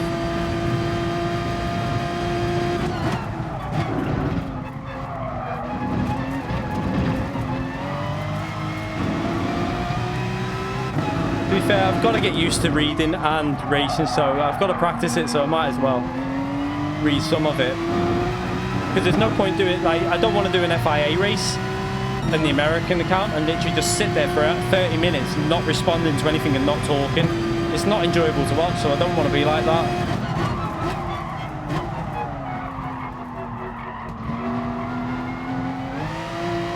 And also, it depends how intense it is. If you're racing someone very close like this, it's quite hard to read the chat and talk as well, because you're concentrating on what you should be doing.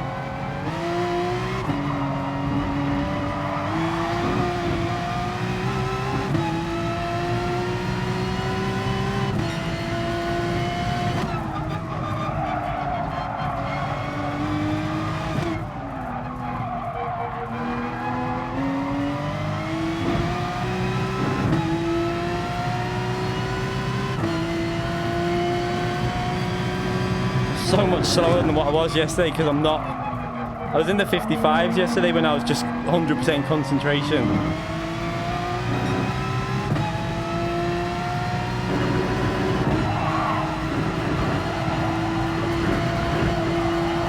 That's probably going to be a penalty again now. Yeah.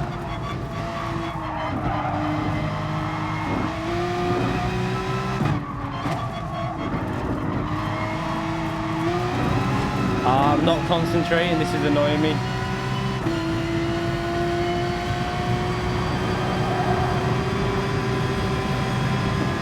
Do I brake late? Yeah, I'm braking late.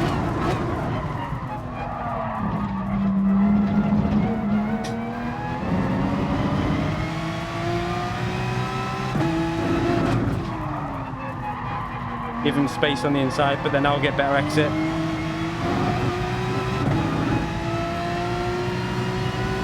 Yeah, I knew I'd be able to just defend that by going wider through there, getting the better exit. Because I'm not concentrating. Oh, he hit me.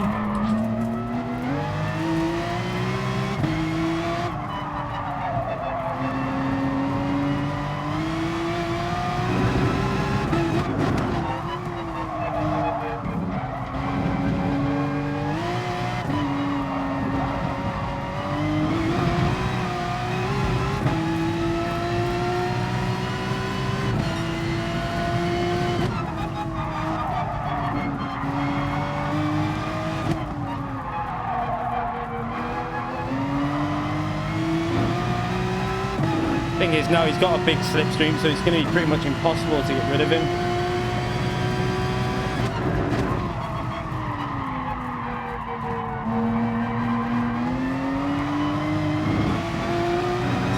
Oh, he's had a big moment.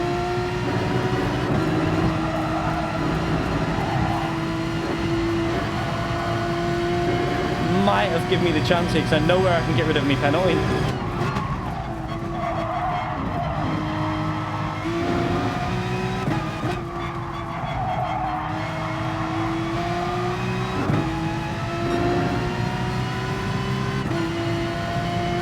I should be able to get rid of that here in the braking, just lifting early.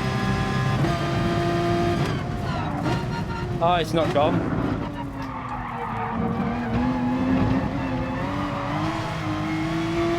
That should have gone then. That's weird. Why did it not go? Unless they fixed it.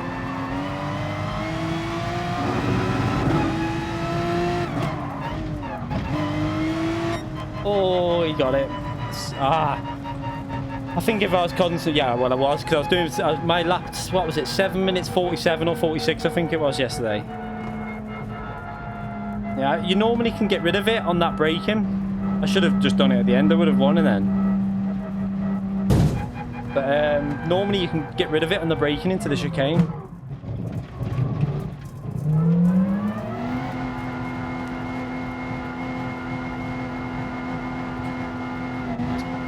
We'll do that again. If he joins next time, I'll try and concentrate 100%, see what happens.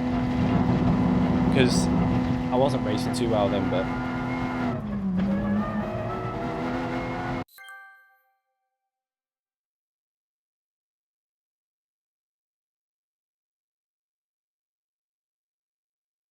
Yeah, I mean in the race, Jack. In my FIA race, you could just do it into the chicane. I think it's because I brake. Instead of I started to go and then I hit the brake and that deactivates it sometimes. It's weird the way they do the way you get rid of the penalties. If you just lift off the throttle normally there and keep like 50% throttle, it slowly goes down. That was annoying. I'm gonna do that again anyway because I should have really won that by quite a bit. But this is why I need to practice more with streaming and racing, because I find it hard to concentrate while doing both.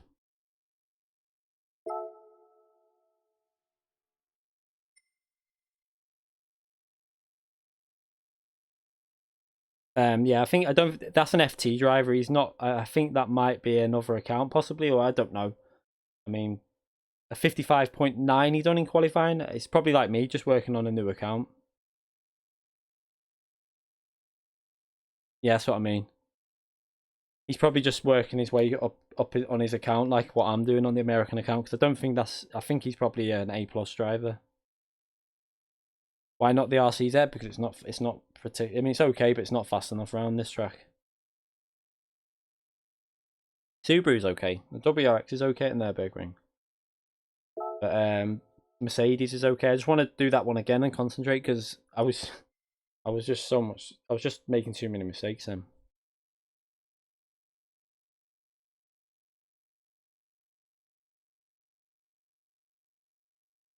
I don't think he's one of the best. Like, you got Lloyd that's much better than him, I think. I mean, I should have beat him by about 4 seconds, really, then. I just not concentrating while driving.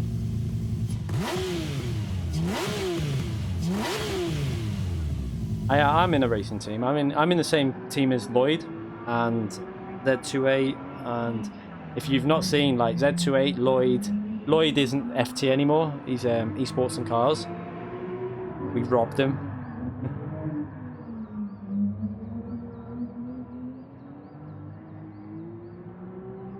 Oh yeah, I'll be nice to Ibrahim. I'm just saying I should have really won though. I mean, because of what? It's just I just find it so hard because I always read the chat rather than just concentrating on the race, which I should. I've just got to try and work out to do both.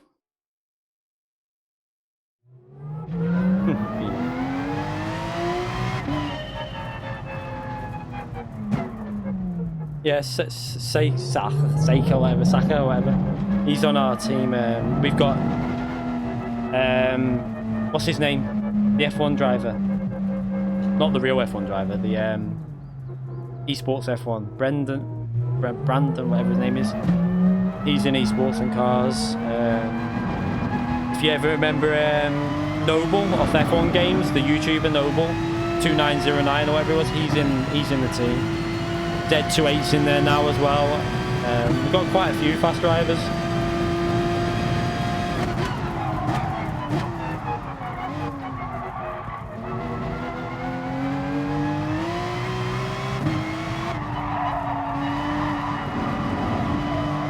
Yeah, Brendan or whatever his name is, I don't know if I'm saying it right, but he's probably the best at F1. There's no one who can get near him.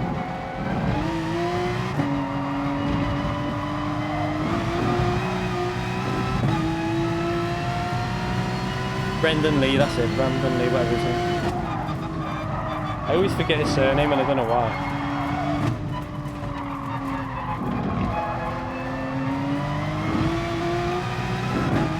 Noble is good though. He's not really as good as like Brendan Lee and all that. Yeah, Monkey Man are all in the team as well. We got more as well. I can't think who. Oh, we got Force as well. Force. You remember Force Uwerby or whatever it is? I don't know how to pronounce it, but I just call him Force. He's in our team as well. He robbed my position in the World Finals because I messed up the top 24 races. But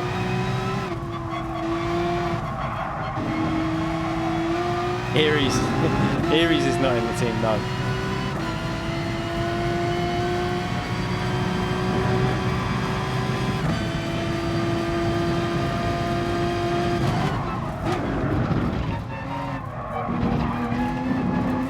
This isn't a team. This is not my team. This is obviously it's a proper professional team. If you ever remember the GT Academy that was on, it was created by Darren Cox.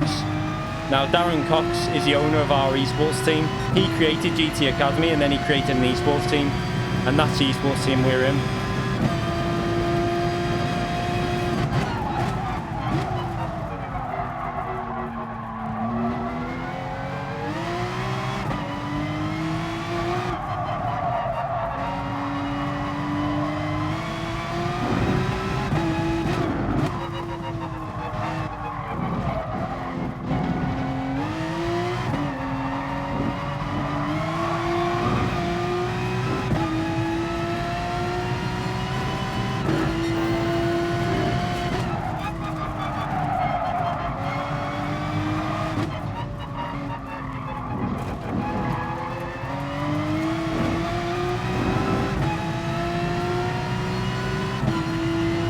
Yeah, the esports and cars page is an old page. I don't think they're going to be using that. I think they're creating a new one.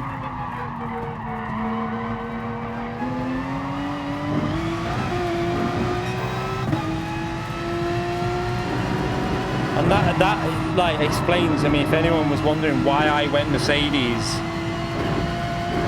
in the esports, in this world tour and for the FIA events when it was the official season, and that explains why, because obviously we had Brendan Lee driving for Mercedes. Mercedes, basically, our team runs a Mercedes esports team, and that's why I was kind of forced into Mercedes, because I kind of had to.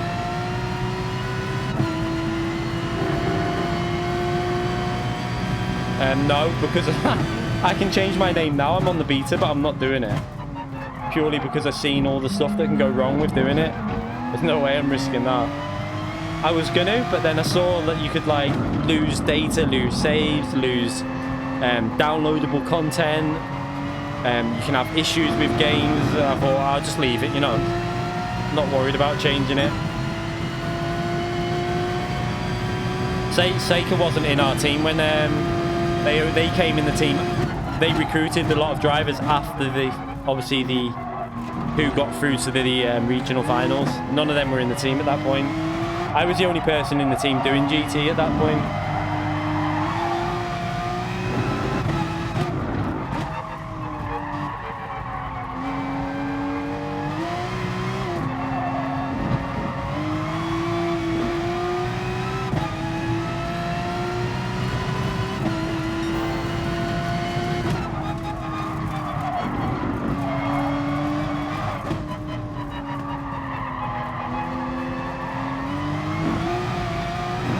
only to get beaten by...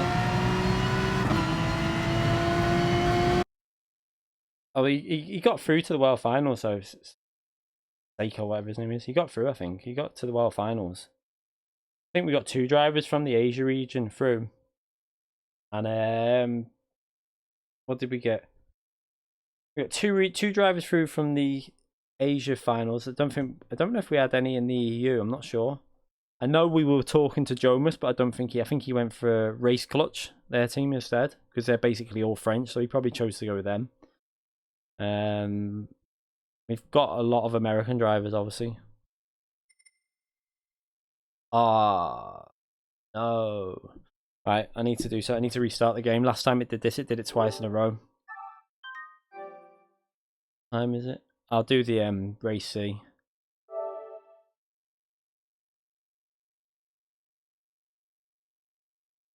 Yeah, it starts doing that sometimes. Then you just have to restart your PS4. I think it's especially when I'm streaming on the US account.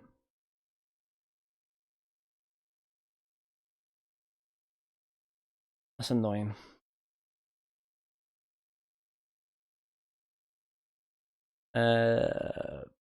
Thank you very much for subscribing, Barbara. Pubali, I can't even say that. Thank you for subscribing.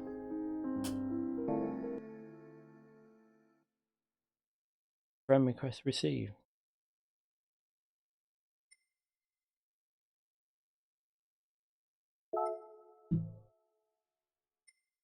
Let's try again. Time is it? We got only 8 minutes, and we'll just do the race C.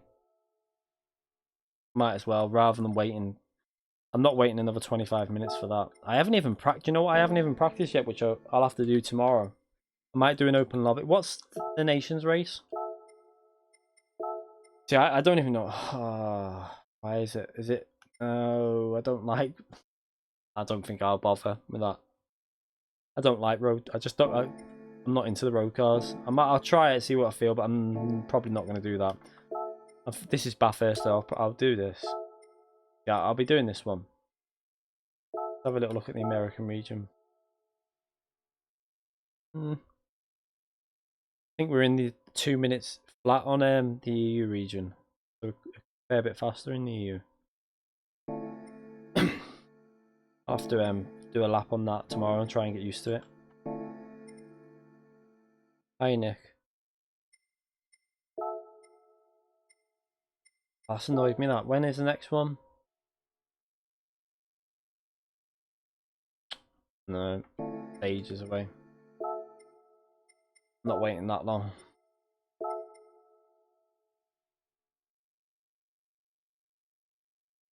Yeah, there's a few less people running. There's less people running the EU though. Well, less people. It's just the same. EU's always more competitive than the America region, though. To be fair, that's not anything against the American region. It's just that the depth, the quality, the depth and quality is a lot higher in the EU than any other region, because there's just more. EU is genuinely more into racing games than the America regions and like the Asia region. The Asia region's got really fast drivers as well, but in terms of the depth, it's again just not as good as the EU region. Like if you ever go on to you'll always see the top 4-5 drivers are very similar in the all regions, but then after that there's a bigger decrease in the America regions compared to the EU. Like if I go on to the EU and set a time, it won't, very often it's not in the top 10, but then if I went on the Americas, it probably get in the top 10, quite consistent. Thanks, Real Tesma. I need to see if I can get a bit better at this one as well. At least I don't have to drive on my main account on this, because they're just so weak at this combination. I'm annoyed. I wanted to do that the green track again and actually concentrate.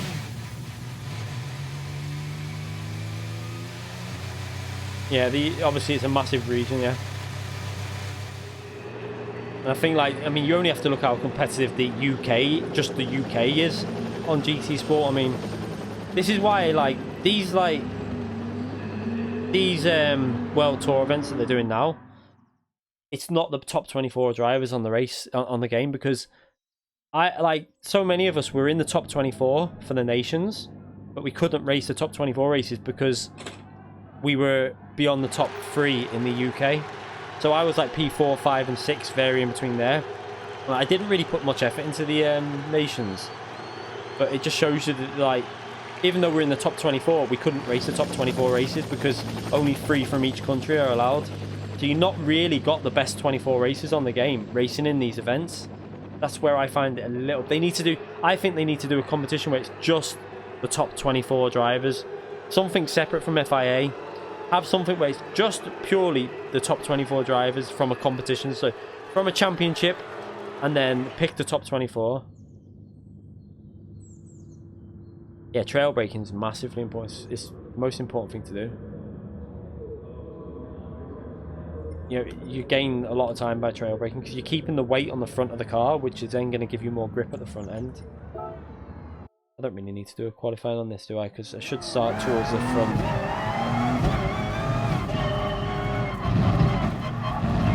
Just get back used to it again.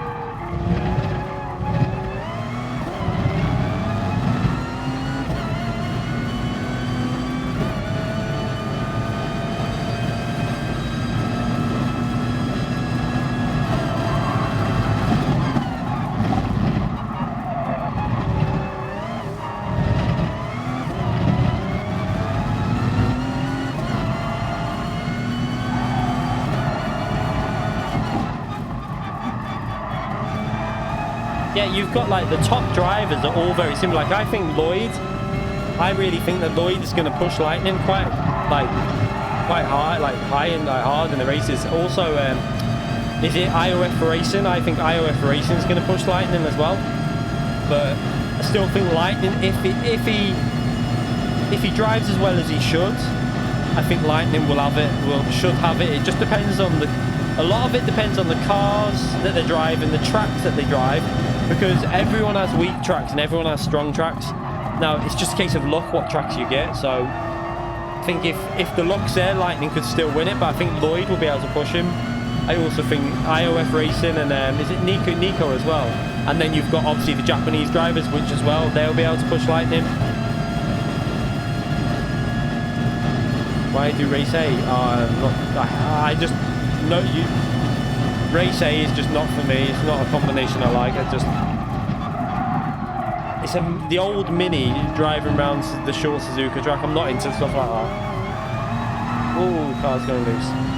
I just hate the road cars like that. I mean, if it was something enjoyable, like, I don't know, something a little bit more grippy and faster, rear-wheel drive, on a track that wasn't so boring, then I'd possibly do it, but it was only on like 2 weeks ago, that combination, so that's why I just don't understand why they've done it again. I really wish they'd start using some common sense with like the track selection and just give us more variety. Just 2 more races a week and I'll be happy, and make sure one of them's an endurance race with more realistic settings as well. None of this ×9 tyre wear and stuff. Just like ×1 or ×2 tyre wear would do.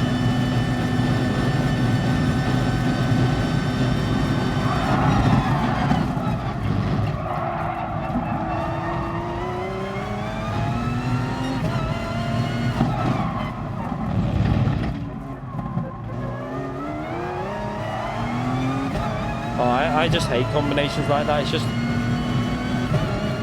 not for me. I just don't like. I mean, the fact that it's front wheel drive as well. I'm not a fan of front wheel drive cars.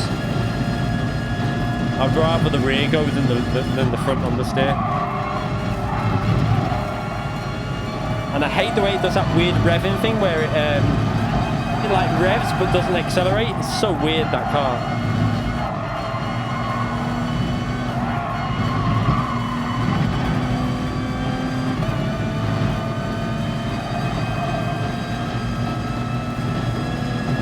Got the brake balance was changed, wasn't it?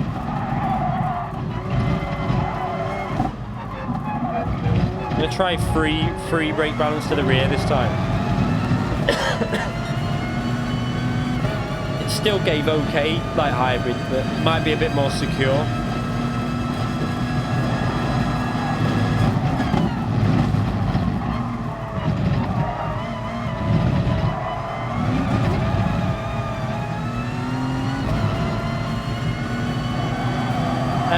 this week, there's no. I put a post out. I don't know if you see, but like for Daily Race B, I put a post out because I've already got a track guide for Daily Race B. I've got a track guide for Le Mans in the Porsche as well from the old tire model, which, to be brutally honest, it should be okay. It should serve you okay. Because it's pretty much the same type of braking. There's not much difference between the braking. It's just more normally the speed through the corners are slightly different. But I've already got guides for. I think I've done too many guides now at Nürburgring. I've done like 3 times in 3 different cars. So the Mercedes one was done not too long ago on the current model, and it was done with the FIA settings. So you can. It's a proper within the limits guide. So the last chicane, I didn't cut it at all. So I thought that's probably better to watch that than really doing another guide. Is shooting? Did he not get through, or was he in the wrong? Was it because of where he's from that he couldn't do it?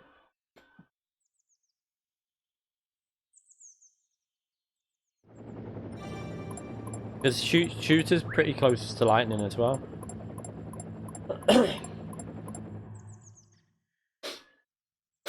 Some A drivers in this, so this might be a little bit tougher.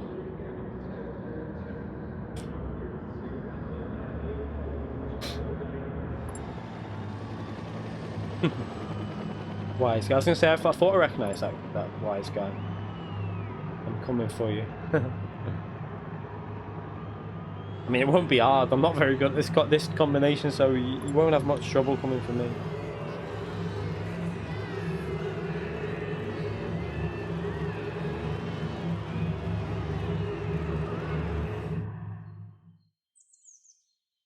I'm looking forward to the World Final, so that'll be really interesting. I mean, looking at the people that have qualified so far, I think Lightning's...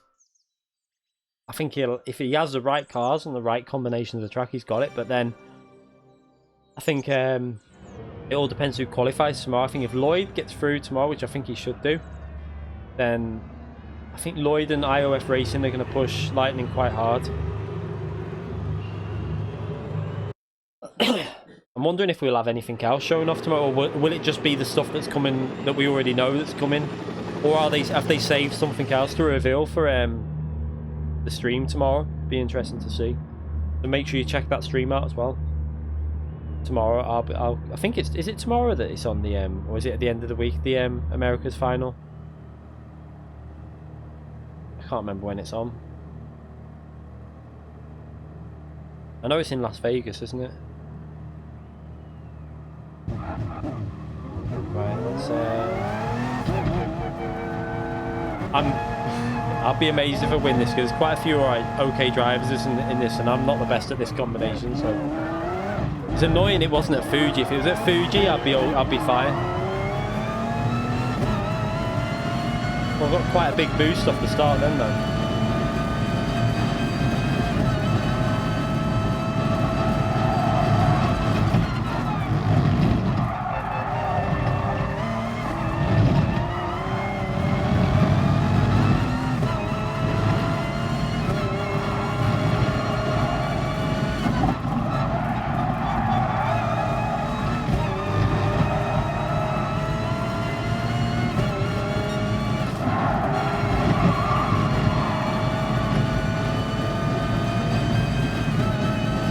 Let's short shift it now.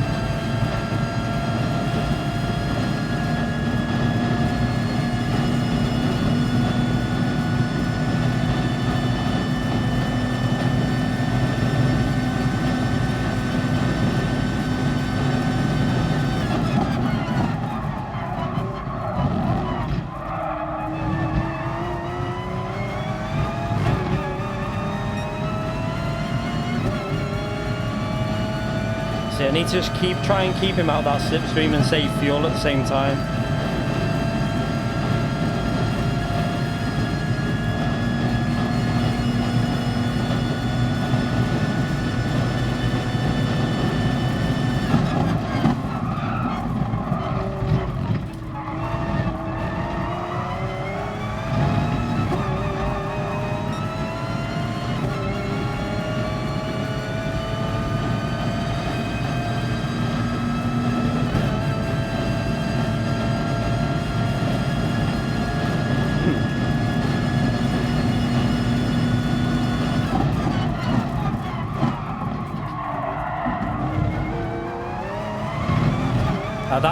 the free bias air massively better. Because when I was on 4 and 5, it was kicking out a lot more there, but that felt a lot better through there now. But it's probably not going to give as much hybrid power. That's the only downside.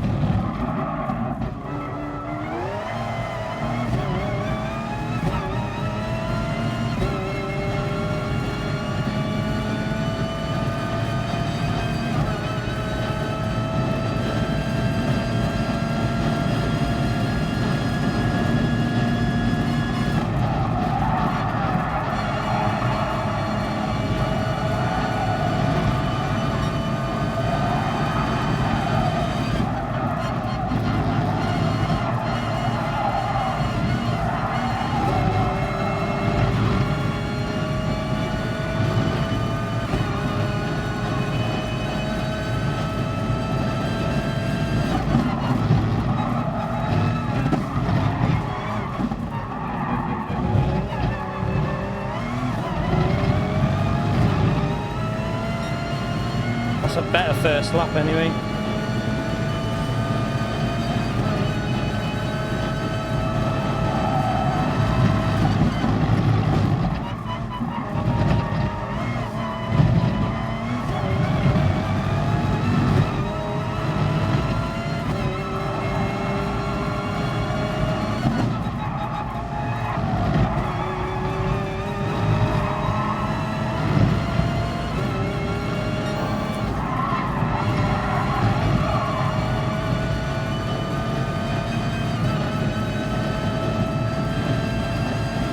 So we've got a reasonable gap. I need to just do a bit more fuel saving really, which I'll start doing now.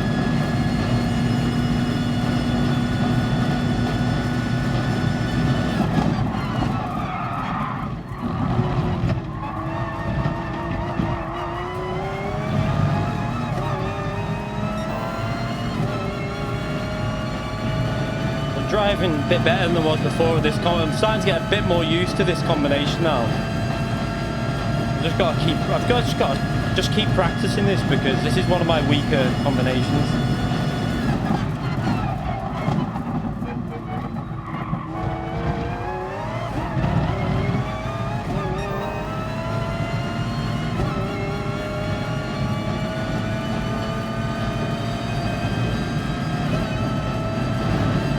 To just watch the fuel though. I'm a little bit low on fuel, so let's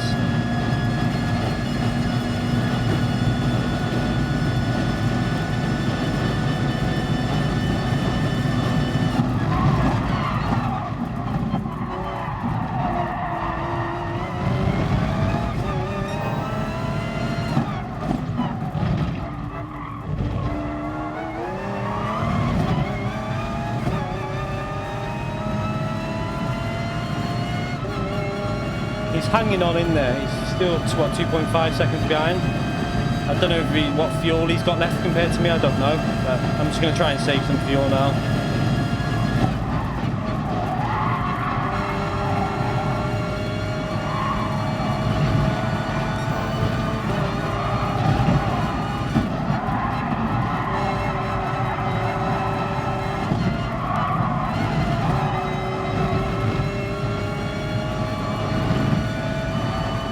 Getting closer to the fuel I need. Not too far off.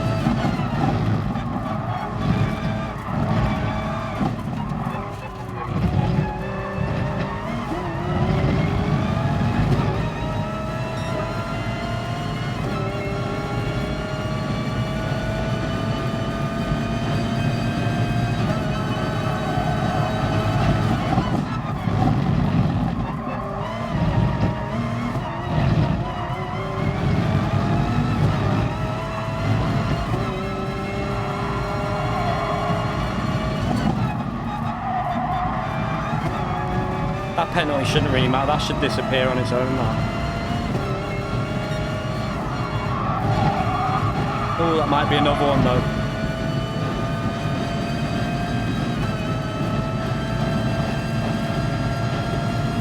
Yeah. Oh, that ran too far wide, but it shouldn't matter. Should be able to get rid of the penalty there.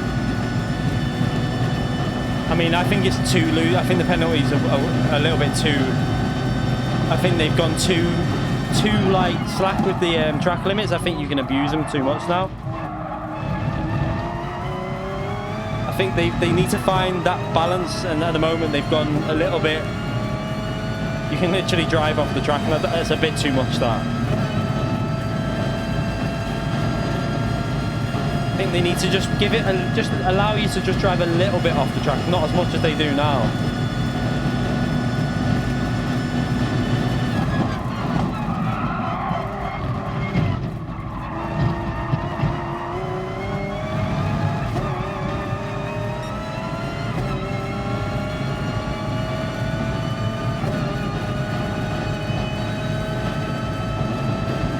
There's leaderboards, but only for like the circuit experiences and stuff like that. And then you have the top 10 every race that's on. And you can also go on the apps. You can see like for the weekly races, you can see a lot more in depth for the leaderboard. I think you can see the top 100, and I think you can see the top 100 in the world as well. But you've always got your friends list, which you can look on as well. So I think, as far as like what matters, I mean, most people only care about where they are in comparison to their friends as well. And obviously, if you're getting into the top 10, then that's what you're more bothered about, really. That's what I always want to do, is try and get in the top 10.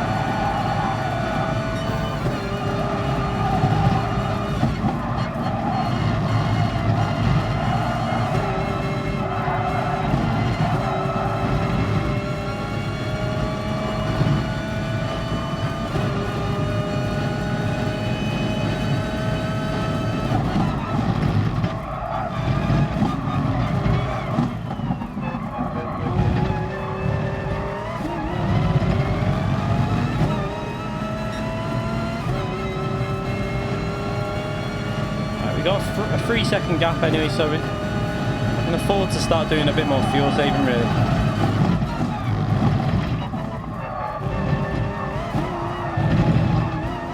Ooh, that was a little bit too nearly lost the rear then.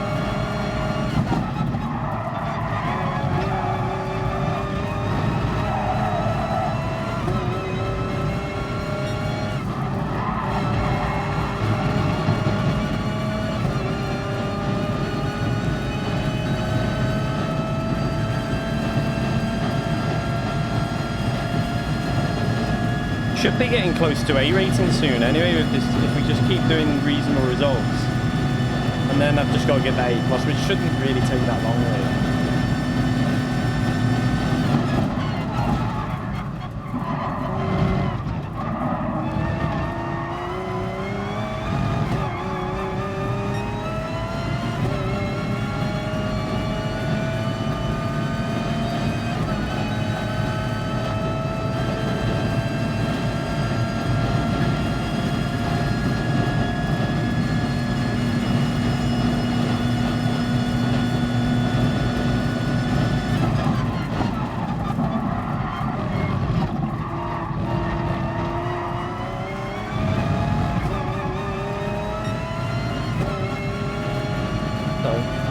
Quite close battle behind though. If you look on the map, it seems to be like a train of cars. There's no real massive gaps.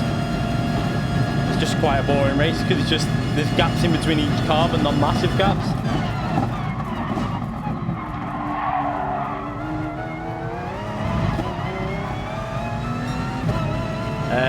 I've already got Bathurst as a track guide, so if you go on my channel and go into track guides, there will be a guide for the Ford. I think there's a guide in the Mercedes at Bathurst. There might even be one in the Porsche as well from a long time ago.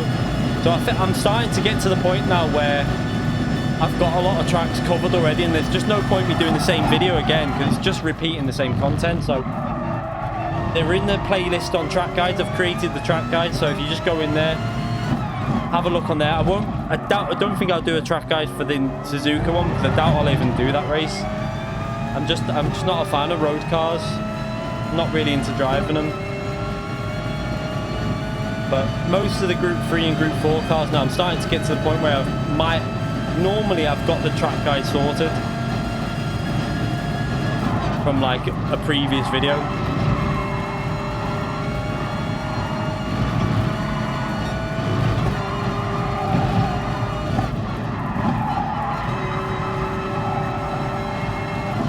Oh, what's that? So he's coming back a bit now. Maybe he saved a bit of fuel, but then it just depends how much he's got for the last lap. I've got another penalty there.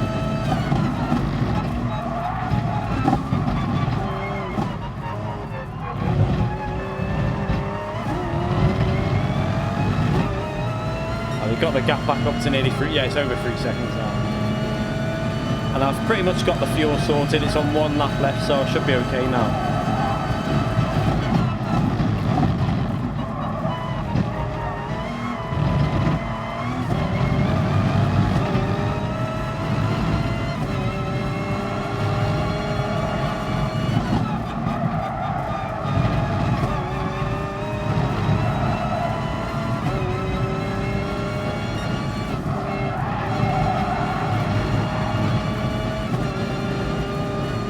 We're sorted. He's 3.6 out. He looks like he's losing a bit of speed now. So 3.7. I should be okay just to run 2 mixture pretty much to the end and maybe 3 through the last sector.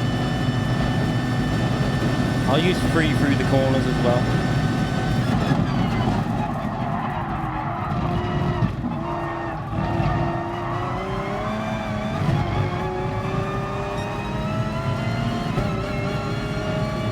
Still on 2 or 3.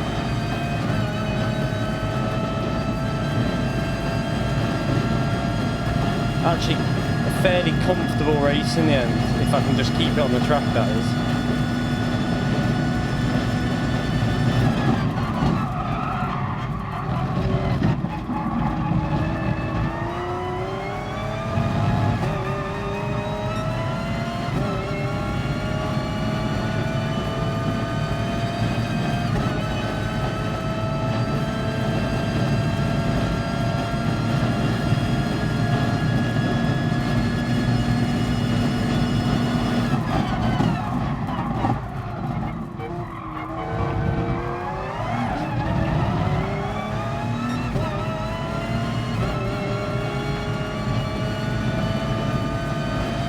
Got to remember to get rid of the penalty at the end as well.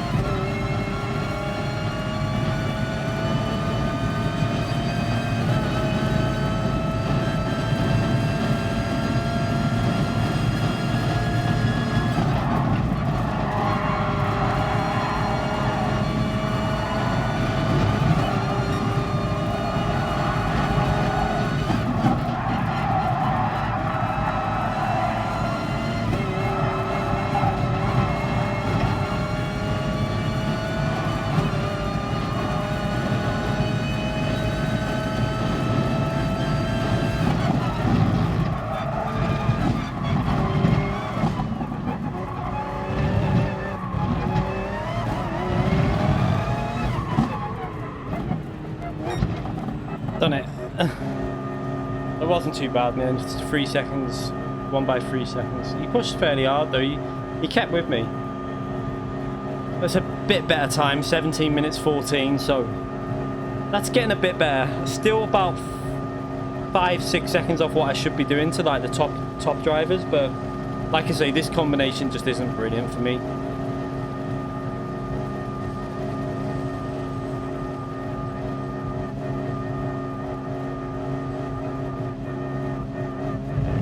Are you in a closet? I don't get you. I'm not in a closet, I'm in a bedroom.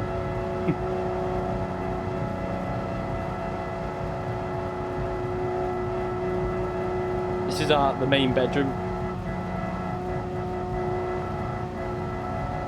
The missus lets me have it here.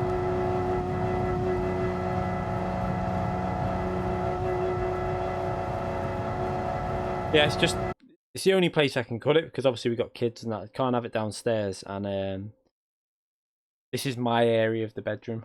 Yeah, it's because the camera's next to the PC on the chest of drawers. But the window's there. That's the window behind the blind.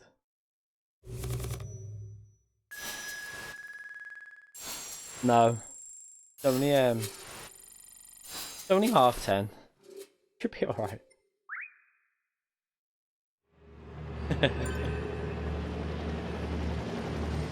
It was a bit better, that race. That's not bad. That, I mean, for me, I mean, it's not as good as what I should be doing, but not too bad. 17 minutes 14. That's not bad.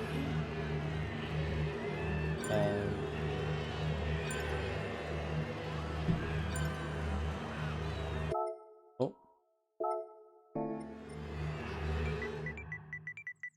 Let me just reply to this person.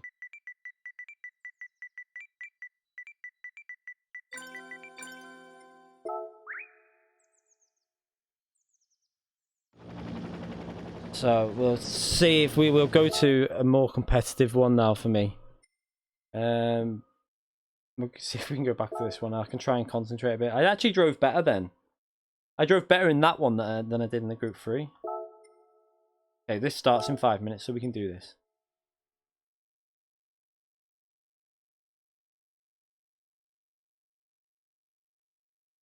I mean, Group 1 I'm good at in other like Interlagos. I think I got my biggest result, one of my biggest results in the FIA official season. It was like 2,700 points. Fuji I was really strong at in Group 1. Suzuka I think I got to like, by the end of the daily race I was ranked 2 in Europe on that one. I was fairly good at that, but then I was okay at Autodrome, is it Maggiore or whatever, but it's not a track that I like, so I was actually okay in terms of speed. I just not one of my strongest tracks. But Nürburgring, this track I'm good in Group 1 as well. What other tracks? Monza I'm good in Group 1. Monza I'm pretty much, that's like one of my best tracks on the game in terms of overall speed. But I can't think, what other tracks am I? It's mainly, you'll see, what I'm mainly better at in terms is real tracks except for Le Mans, because I've never really done it that much.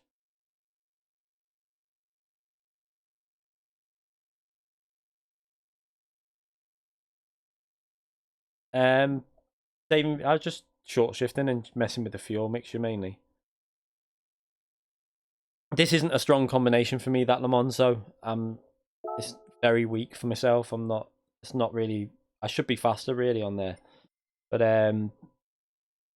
this is a better combination for me really. Le Mans has always been weak for me. I just can't, in the EU region where where I normally race in the EU, and I don't think I'd be within 6-7 seconds of the top drivers really. I think like normally the people that I'm racing against would be much further ahead there. Hiya Mungino, the livery creator. I need to find I've tried looking for the liveries on my American account. I couldn't find them. I don't know if it's because obviously they're that long ago, it just wouldn't search them. You need to add me, Mungino, so I can search it through you. You need to add my American account, sorry. Use the braking. Traz, do you use default brake ABS or weak? You need to use default.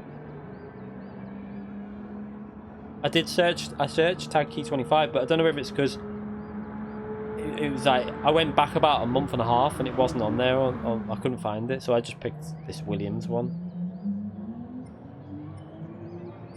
Let's just see if it's still. It's still number one anyway in the Americas region for this. This is more of a combination that I'm a bit better at, so.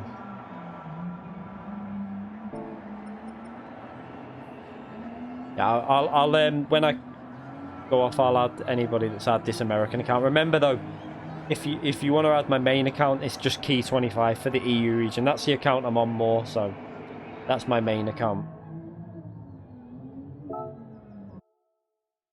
Obviously not for you, Mongino, because you obviously already have me. Yeah, I'll add them. I add them every few days. I just go through my friends list and then add them every few, like whatever's on there, I just add at the end of the 2-3 days or whatever. I'll probably, after I finish this stream, I'll add whatever's been added today. So, but me EU account's the one you really want to add. What's that? Oh, I wasn't watching it. M. Thomas said RIPFT. Why has he said that? RIPFT? I don't get it.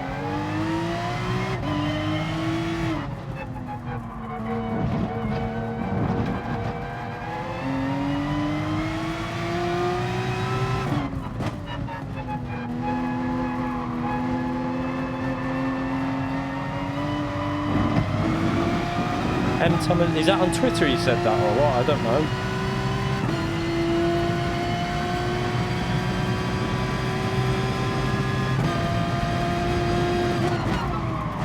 Oh yeah, well they've lost. I think we've picked up 2 of their drivers.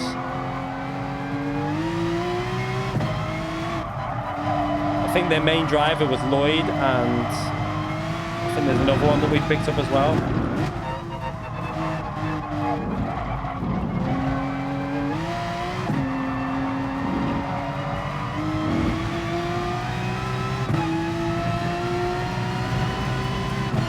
Yeah, the Evo is a very good car for this track. It's just, I mean, I think it's fairly equal to the Porsche. It's not far off. Even the Mercedes AMG is very good here. I used the Mercedes. I got a win here in the FIA. I think it was in the official season, was it? I can't remember, but it might not have been the official season. Oh yeah, it was, because it was Mercedes I was in. So yeah, it's actually the Mercedes is really good at this track. Record for highest viewers, Phil. 300 and just under 400, I think it was. I'm not 100% sure. I'll have to check which one it was. I'm sure it was about 360 or 70.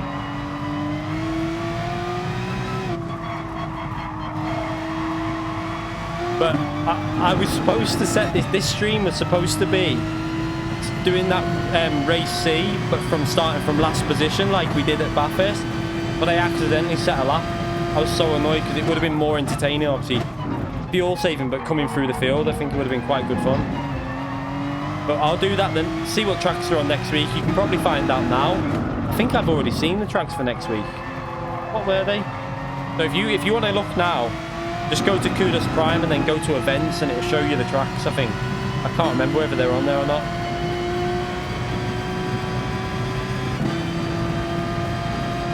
Yeah, just under 400. It's like 360 odd, the best I've had so far. So next goal is to try and get it over 500 at some point. I'm sure I'll do it eventually. Just got to keep streaming.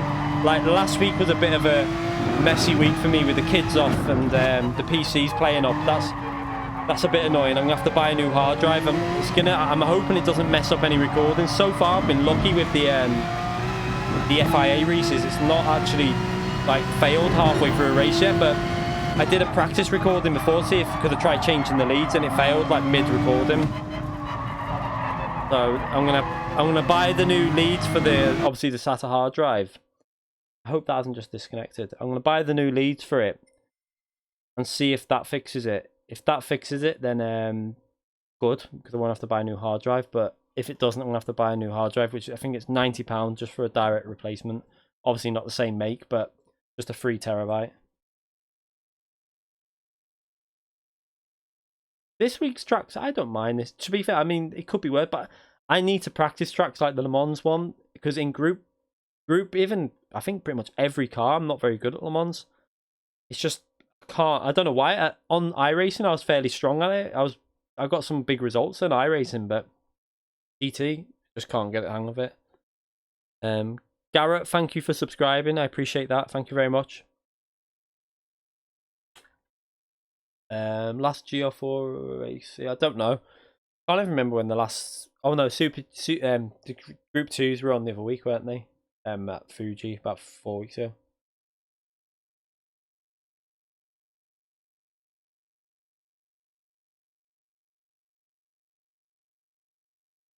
I'm not that bothered right now. Who you talking? I don't know what you're saying, Carlos. I don't know who you're replying to. Yeah, I mean, this track doesn't like this track. I like, but we got we're in a higher lobby now, I think, because we're in with A+ drivers. Oh, this could be quiet. We've got the second. I think he's second on the top 10, so he's obviously a really good driver, Monster Sport there. So we're into the top split, I think, here now, which is weird. So we're already ranking up. We'll be A rated soon, I think.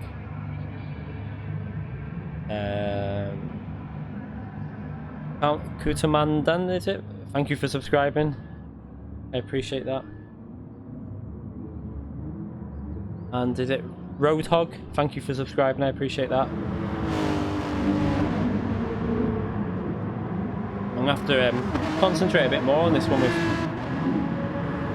Yeah, GR4. I'm good at this track, but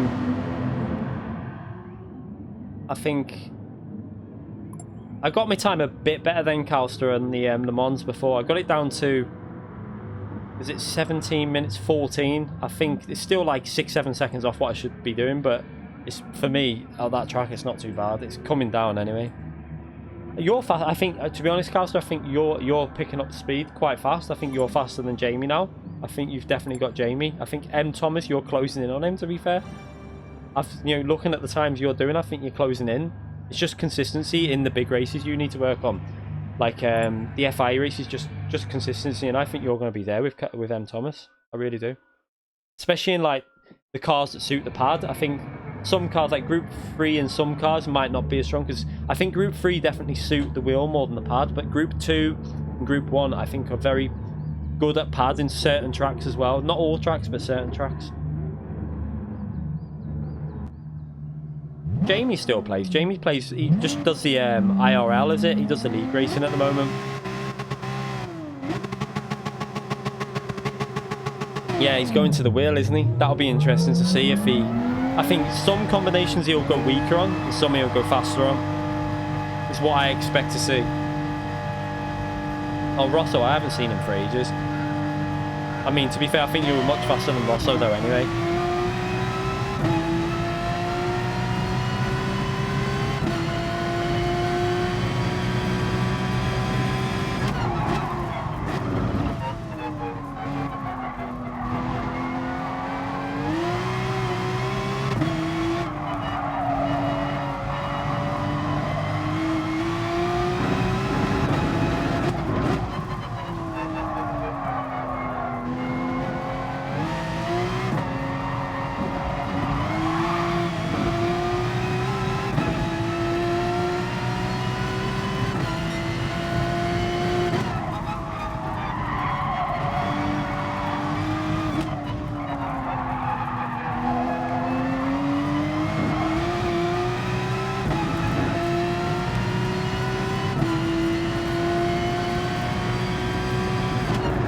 Going to be really hard to get rid of that slipstream.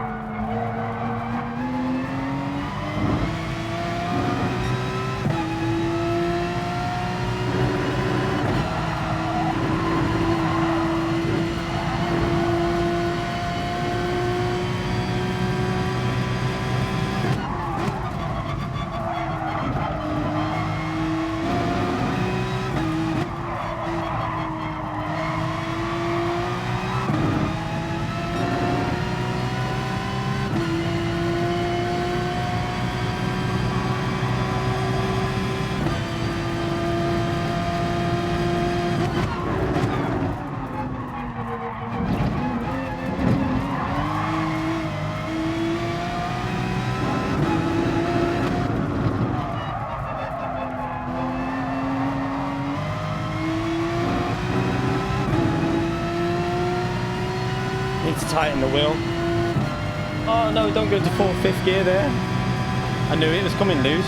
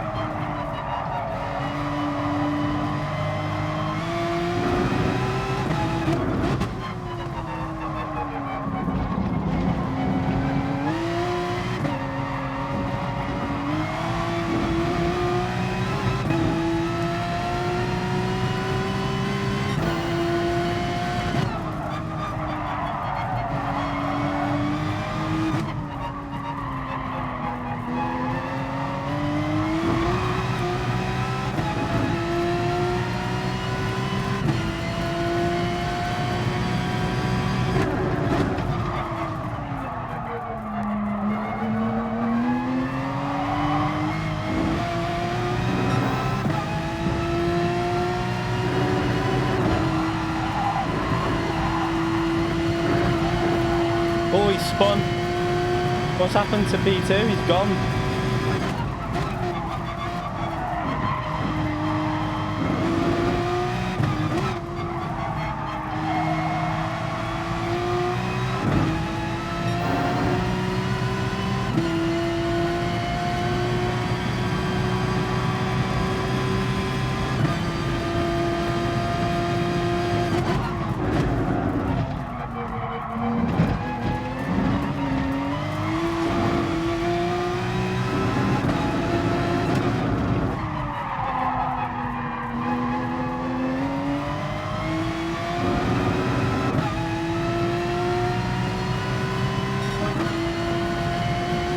Let's just try and keep pushing, and we'll just try to keep it consistent all the way.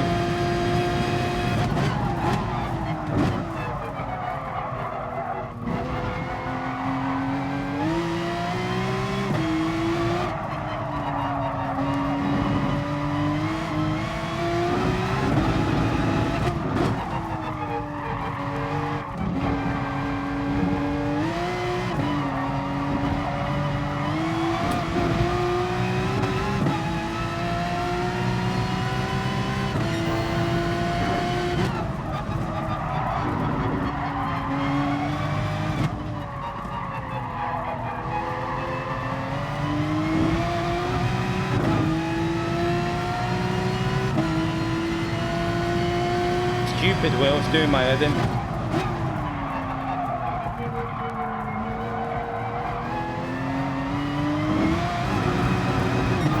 Oh no, ran wide, that's annoying. That would have been a good lap time. I reckon I could have got that close to a 55 again, but this is now going to be a late 56.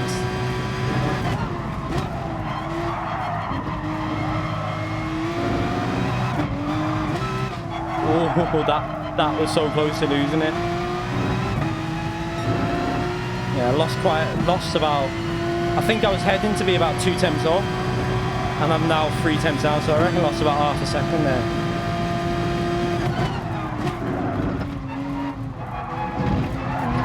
Oh, the curb.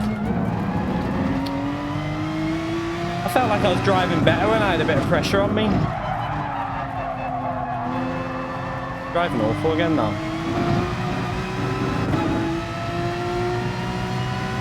That's awful, that.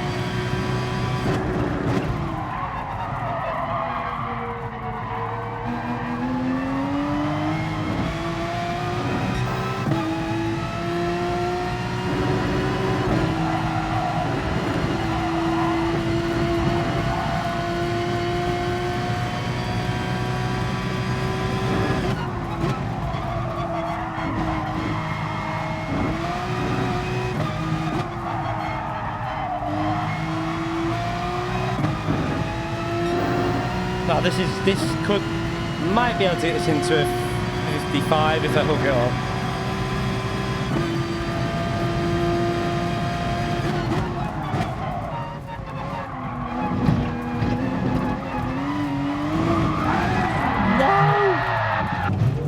Oh my god, I've just gifted.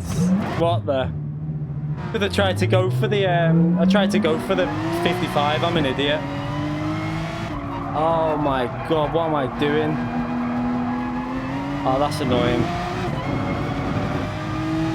So annoyed at myself. Tried to go for the 55.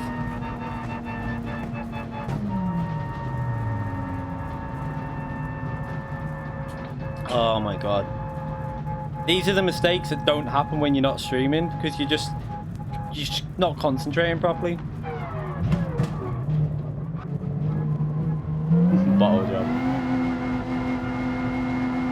I wish it was because I bottled it. It's because I just find it so hard to concentrate and push at the same, like concentrate, push, and read. Like I'm always paying attention to the chat as well.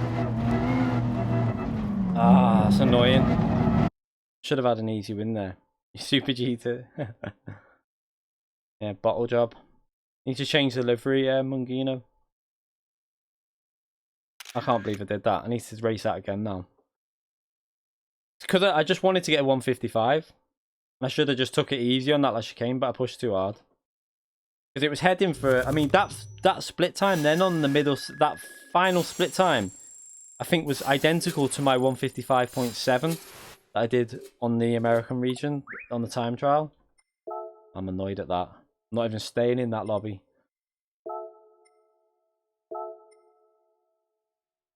Let's do the next one. Oh, so frustrating.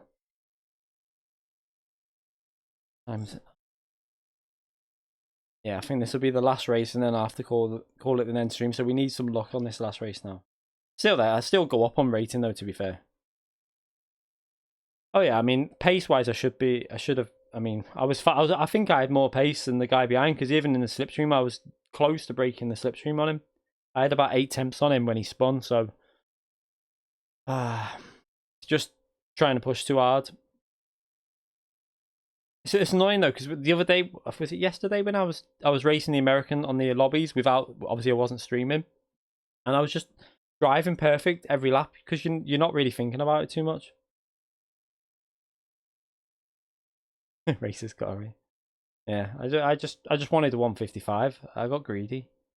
I should have just been happy with a 56.1 or a 56.0, but I wanted the fastest lap of the race as well. Mess that up. Because I took too much. If you watch, I braked too early. So because I braked too early, I went over the first curb too much, which then unsettled the rear. So when I turned the other way, it was just gone. So it's my own. It's just a bad driving mistake as well. Can you explain how does it work? How does it work to teams, and what are the advantages in terms of what with the team? What teams?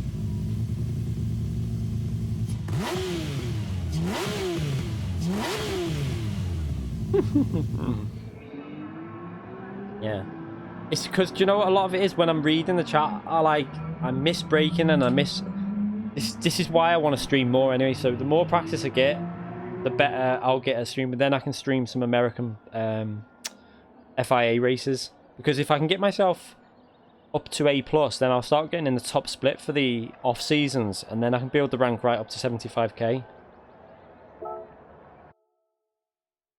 No, I don't think I need to, because I didn't get kicked last time. It should be alright, I think.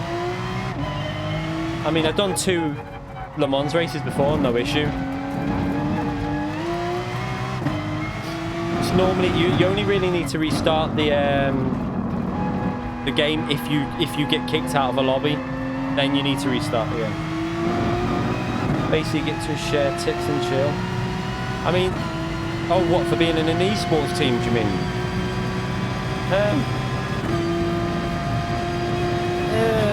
I mean, in terms of advantages, I suppose you can practice with each other, so when the official seasons come, my practice lobbies will probably be very much, I'll do some, like, I'll do open lobbies still, but I'll do a lot of practice with just the team, and some of the competition in that team is going to be really good. So we can work out strategies and, you know, like pit stop stuff before the race and practice it and stuff. So we'll have that advantage, seeing what pace we are, what, you know, if we see that we're off pace, we'll be able to work on a track a bit more. That's about it, really. Sharing brake biases and stuff like that, possibly. And also, the other advantage is, which quite a big advantage really is, we can like plan the cars we pick, because now that we've got people in the EU region, America's region, and the Asia region, we can kind of like pick a car that might be a bit obscure and kind of guarantee ourselves getting through, because we know that they're going to do well in their, like reasonably well in their region, and all the regions, etc. So we can go a car that might not be an obvious choice, if you're with me, because we know that we've got good drivers in each region.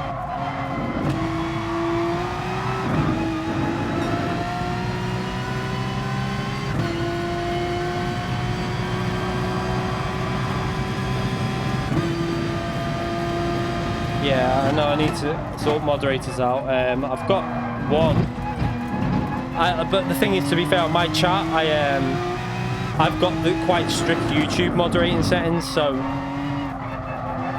if something pops up, it'll block it anyway, and then I can just remove them. I mean, like we had it the other day. Someone was coming on and being like a bit of an idiot, so I just removed him. Hid his comments. It's easy. It doesn't bother me doing that, like hiding someone's comment. And then he can't comment on the channel again, as far as I know. I think he's permanently hidden from the channel if you do that.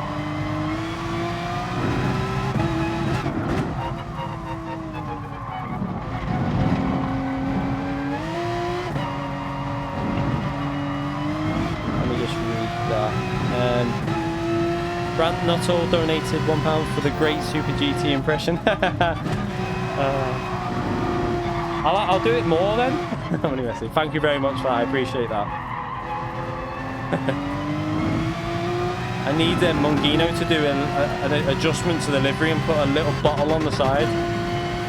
I mean, to be fair though, if you watch my FIA races, I do the odd mistake, but it's very rare that I'll make a mistake on my own. It's because when you're doing it without the stream setup and you're not talking, you're just 100% concentrating on what you're doing. It's so different to like when you're streaming. That's why, like, if I go, say if I go to the daily race C, I think it's on now. If I did that off stream now, I'll probably go 2 to 3 seconds quicker, just because I'm not got any distraction. I'm just concentrating 100% on my racing. But that's something that should get better the more I stream.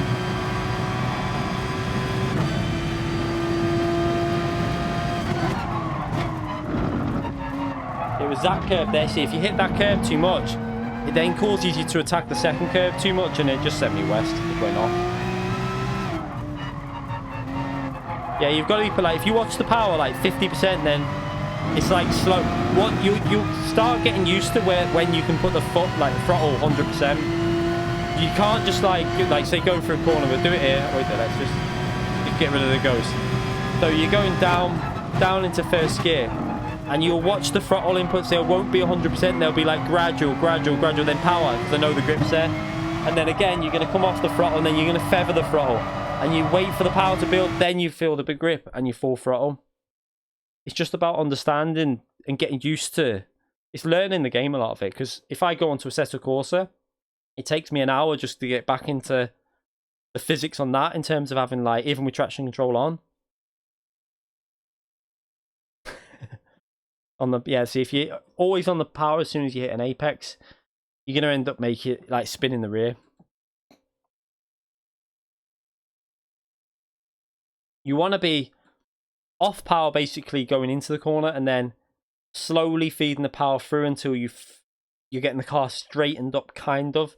Like, say you've got a bit of an angle there, but the car can cope with it. You've got to understand each car. Like, Group 1 cars, you'll start understanding that you can get on the power a little bit earlier because they've got so much downforce. But then Group 3 are quite a tricky, probably the trickiest cars, I think, on the game, Group 3. because they're quite fast, but they've not got massive downforce, so they will catch you out. Whereas like Group 4, you can literally just plant them, and I mean, like, some of the Group 4 cars are so easy to drive. You just, it's nearly impossible to make a massive mistake in them. I think Group 4 cars are a good car to start off with, maybe. In a way, learning traction control off, but then in a way it can make it harder because you get used to how easy that is. Group 2 as well, another car that a lot of grip, but then if you go too hard on the throttle, it'll just spin you.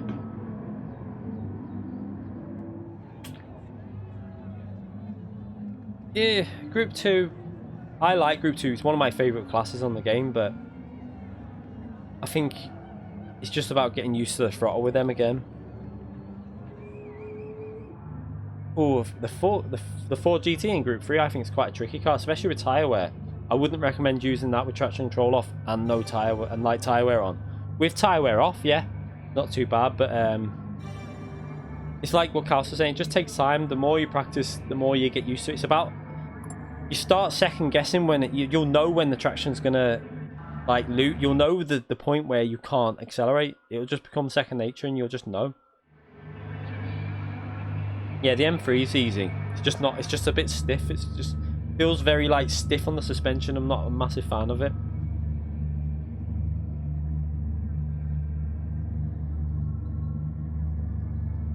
I'm trying to think. Easy Group 3 cars. I mean, the Porsche is one quite easy car, but it's got quite a loose rear. I think the Mercedes AMG GT3 is a very easy GT3 car.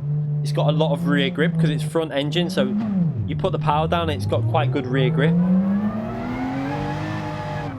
It's quite stable car, especially on slow corners. That's why the Mercedes is very good on tracks with a lot of slow corners.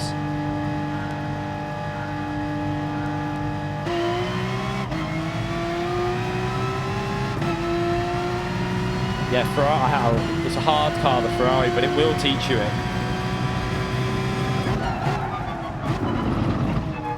Oh, did he just nearly wipe me out then?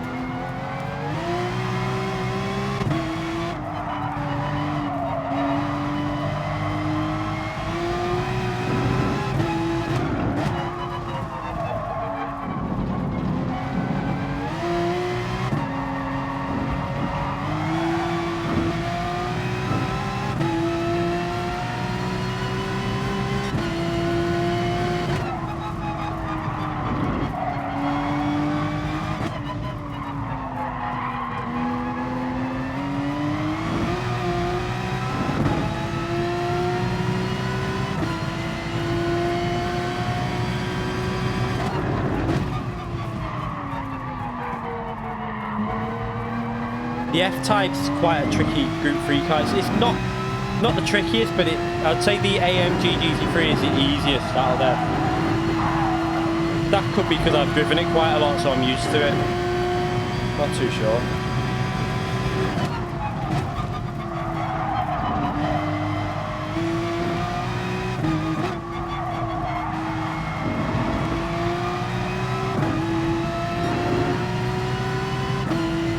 Yeah, I like the F-Type. I was driving that on a circuit experience on the American account to get money. I really like that car. It's just the tyre wear. It's got really bad front tyre wear.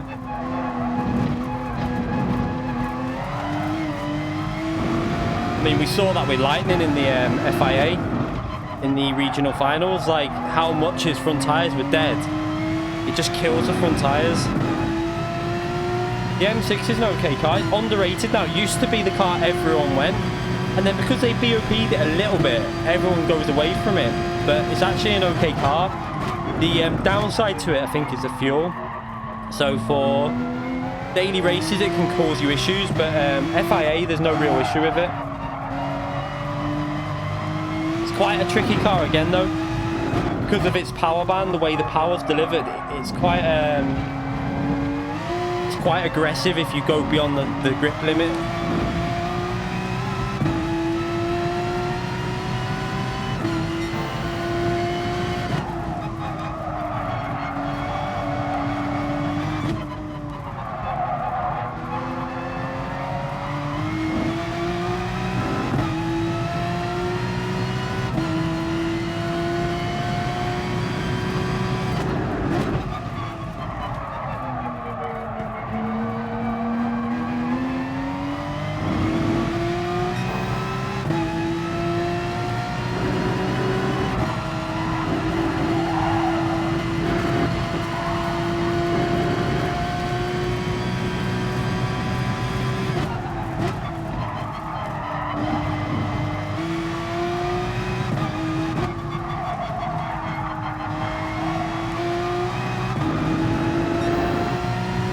steering wheel's coming loose again.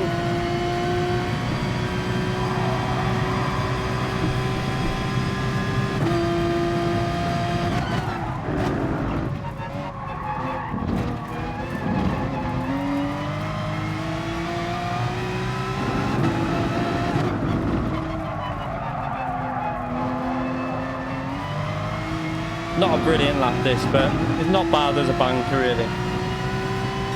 Yeah, 56.5, it's okay, it's not brilliant though.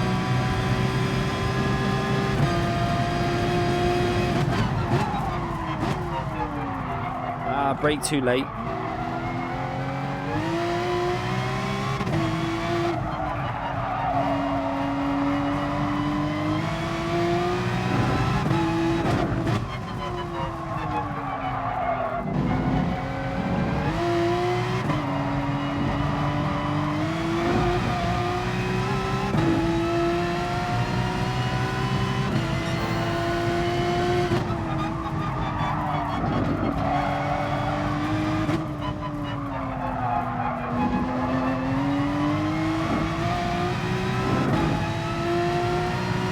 Yeah, I mean, I need to think about who I get as moderators. I need to put Tijni as one.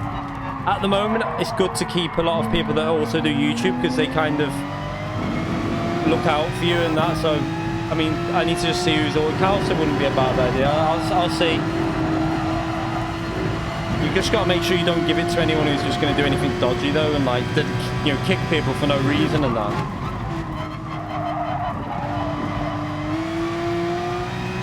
Well, not kick people, but mute them anyway. But I trust Calcer wouldn't do that, to be fair.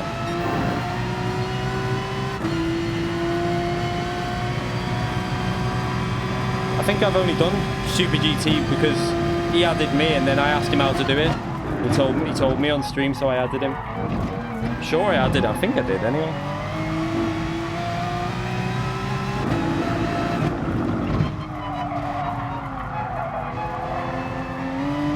It's a bit annoying that you can't actually ban people completely from like on Twitch. I think you can ban them completely. I'm not too sure. Because there's some idiots that we had in when we was. I think the idiots came when we were streaming Black Ops. When streaming Blackout. That's when we seem to attract a lot of idiots.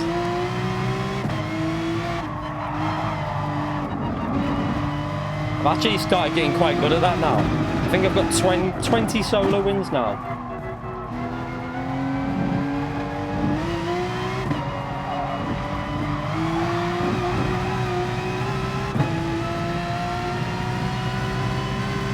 This lap's not very good. I messed the turn one up.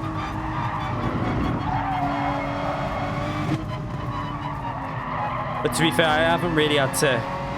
I've been able to read the chat and... I mean, I'm 8 seconds in the lead, so I don't really need to worry too much in this.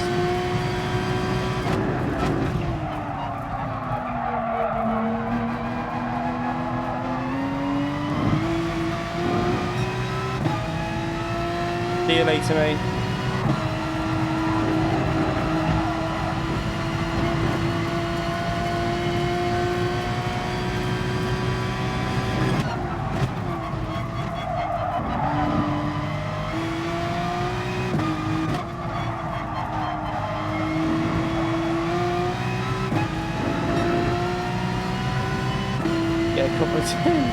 I'll go and make one now.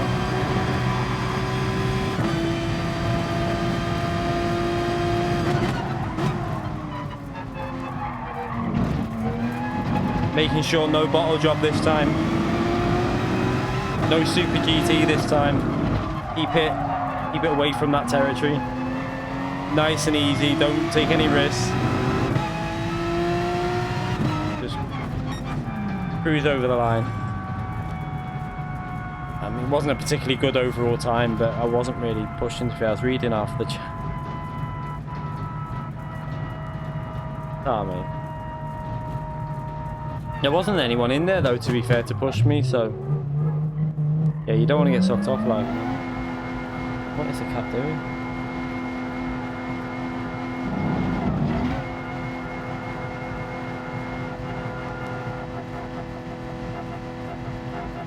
Cat's having a bit of a weird moment.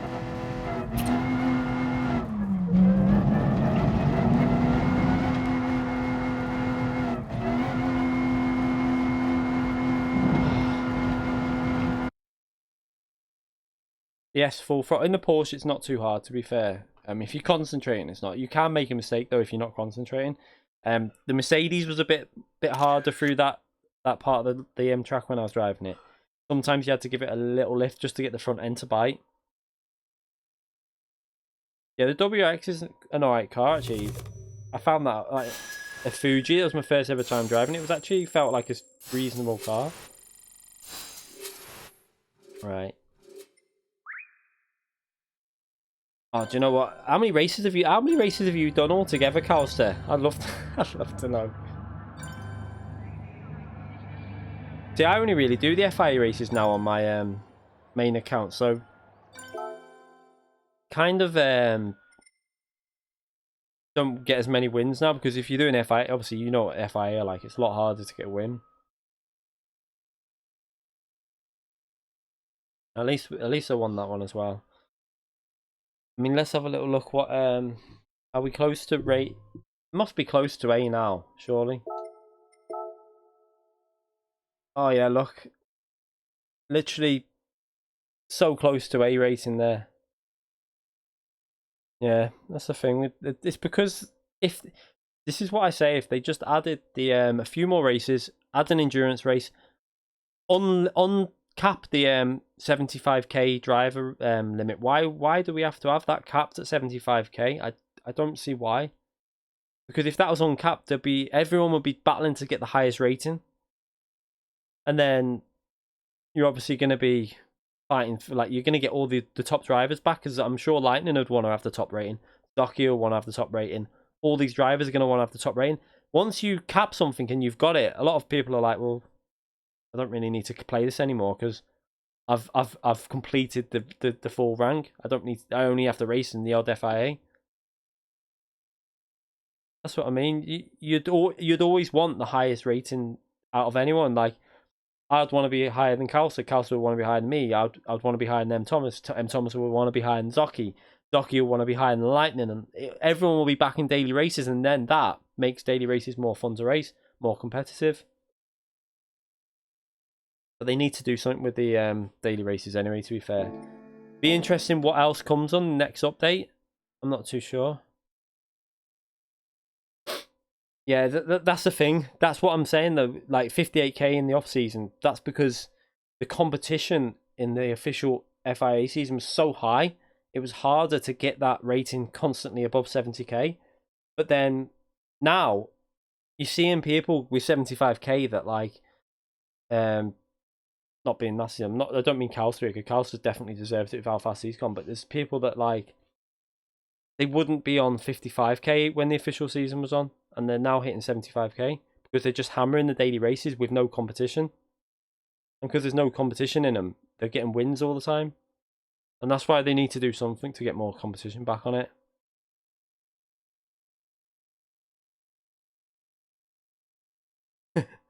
$75k.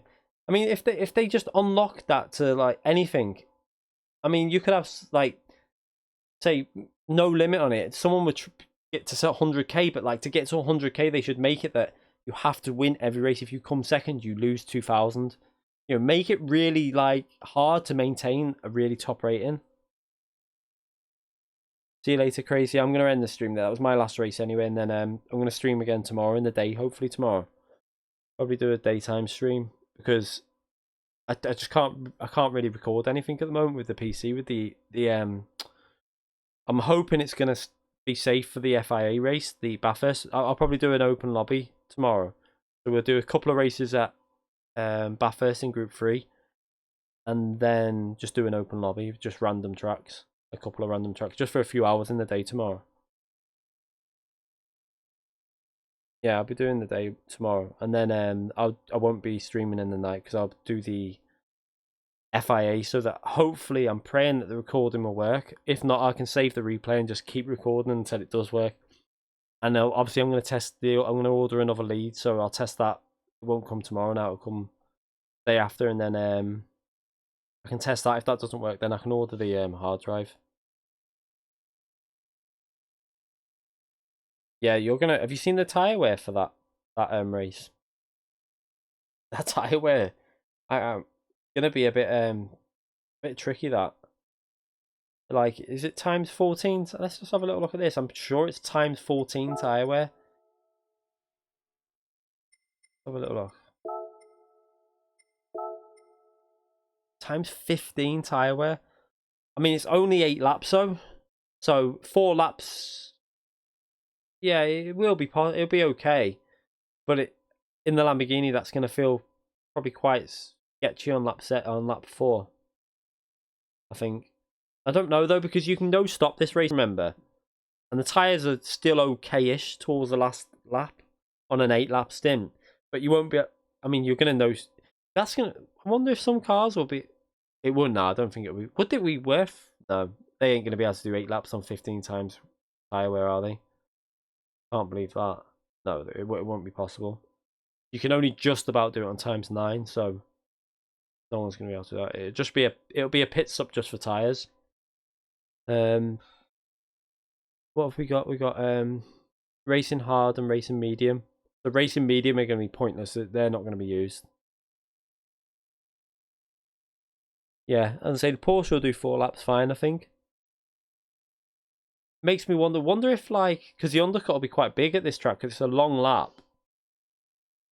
And obviously with times 15 tyre wear, it'll be quite a big advantage. I wonder what the 5th lap will be like on the Porsche with the hard tyres. Might be worth, I mean, it might be worth just going for lap 3 pit stop and then doing 5 laps on the last stint with the lighter fuel. Might be worth it. We'll test that tomorrow anyway. Mediums would just be terrible, yeah. I mean, just do like hards for 3 laps, pit, put a new set of hards, and then just run. When the car's lighter, it'll be a bit better on the tyres. And you're going to gain so much time from that undercut of this track. Yeah, you'll have to stop once for tyres, 100%. Alright, anyway, I'll end that there, and then we'll do tomorrow day. Hopefully, I don't know what time. It might be early-ish, actually, because I need to get some footage for that hybrid. I might do a little video to do with just the basic for the hybrid cars, like the 2 cars that you can test it on. I'm not sure you can test it on all of them, but just to get a video out, just to let everyone know about that hybrid system, about putting it towards the rear for more hybrid power. And then I'll stream, so it might be fairly early, like 11, 12 o'clock, something like that. Anyway, see you all tomorrow, if you can make it. Thanks to everyone who came in today. Thank you to the donations and the subscriptions. I appreciate that. And I'll see everyone tomorrow. Thanks again, everyone.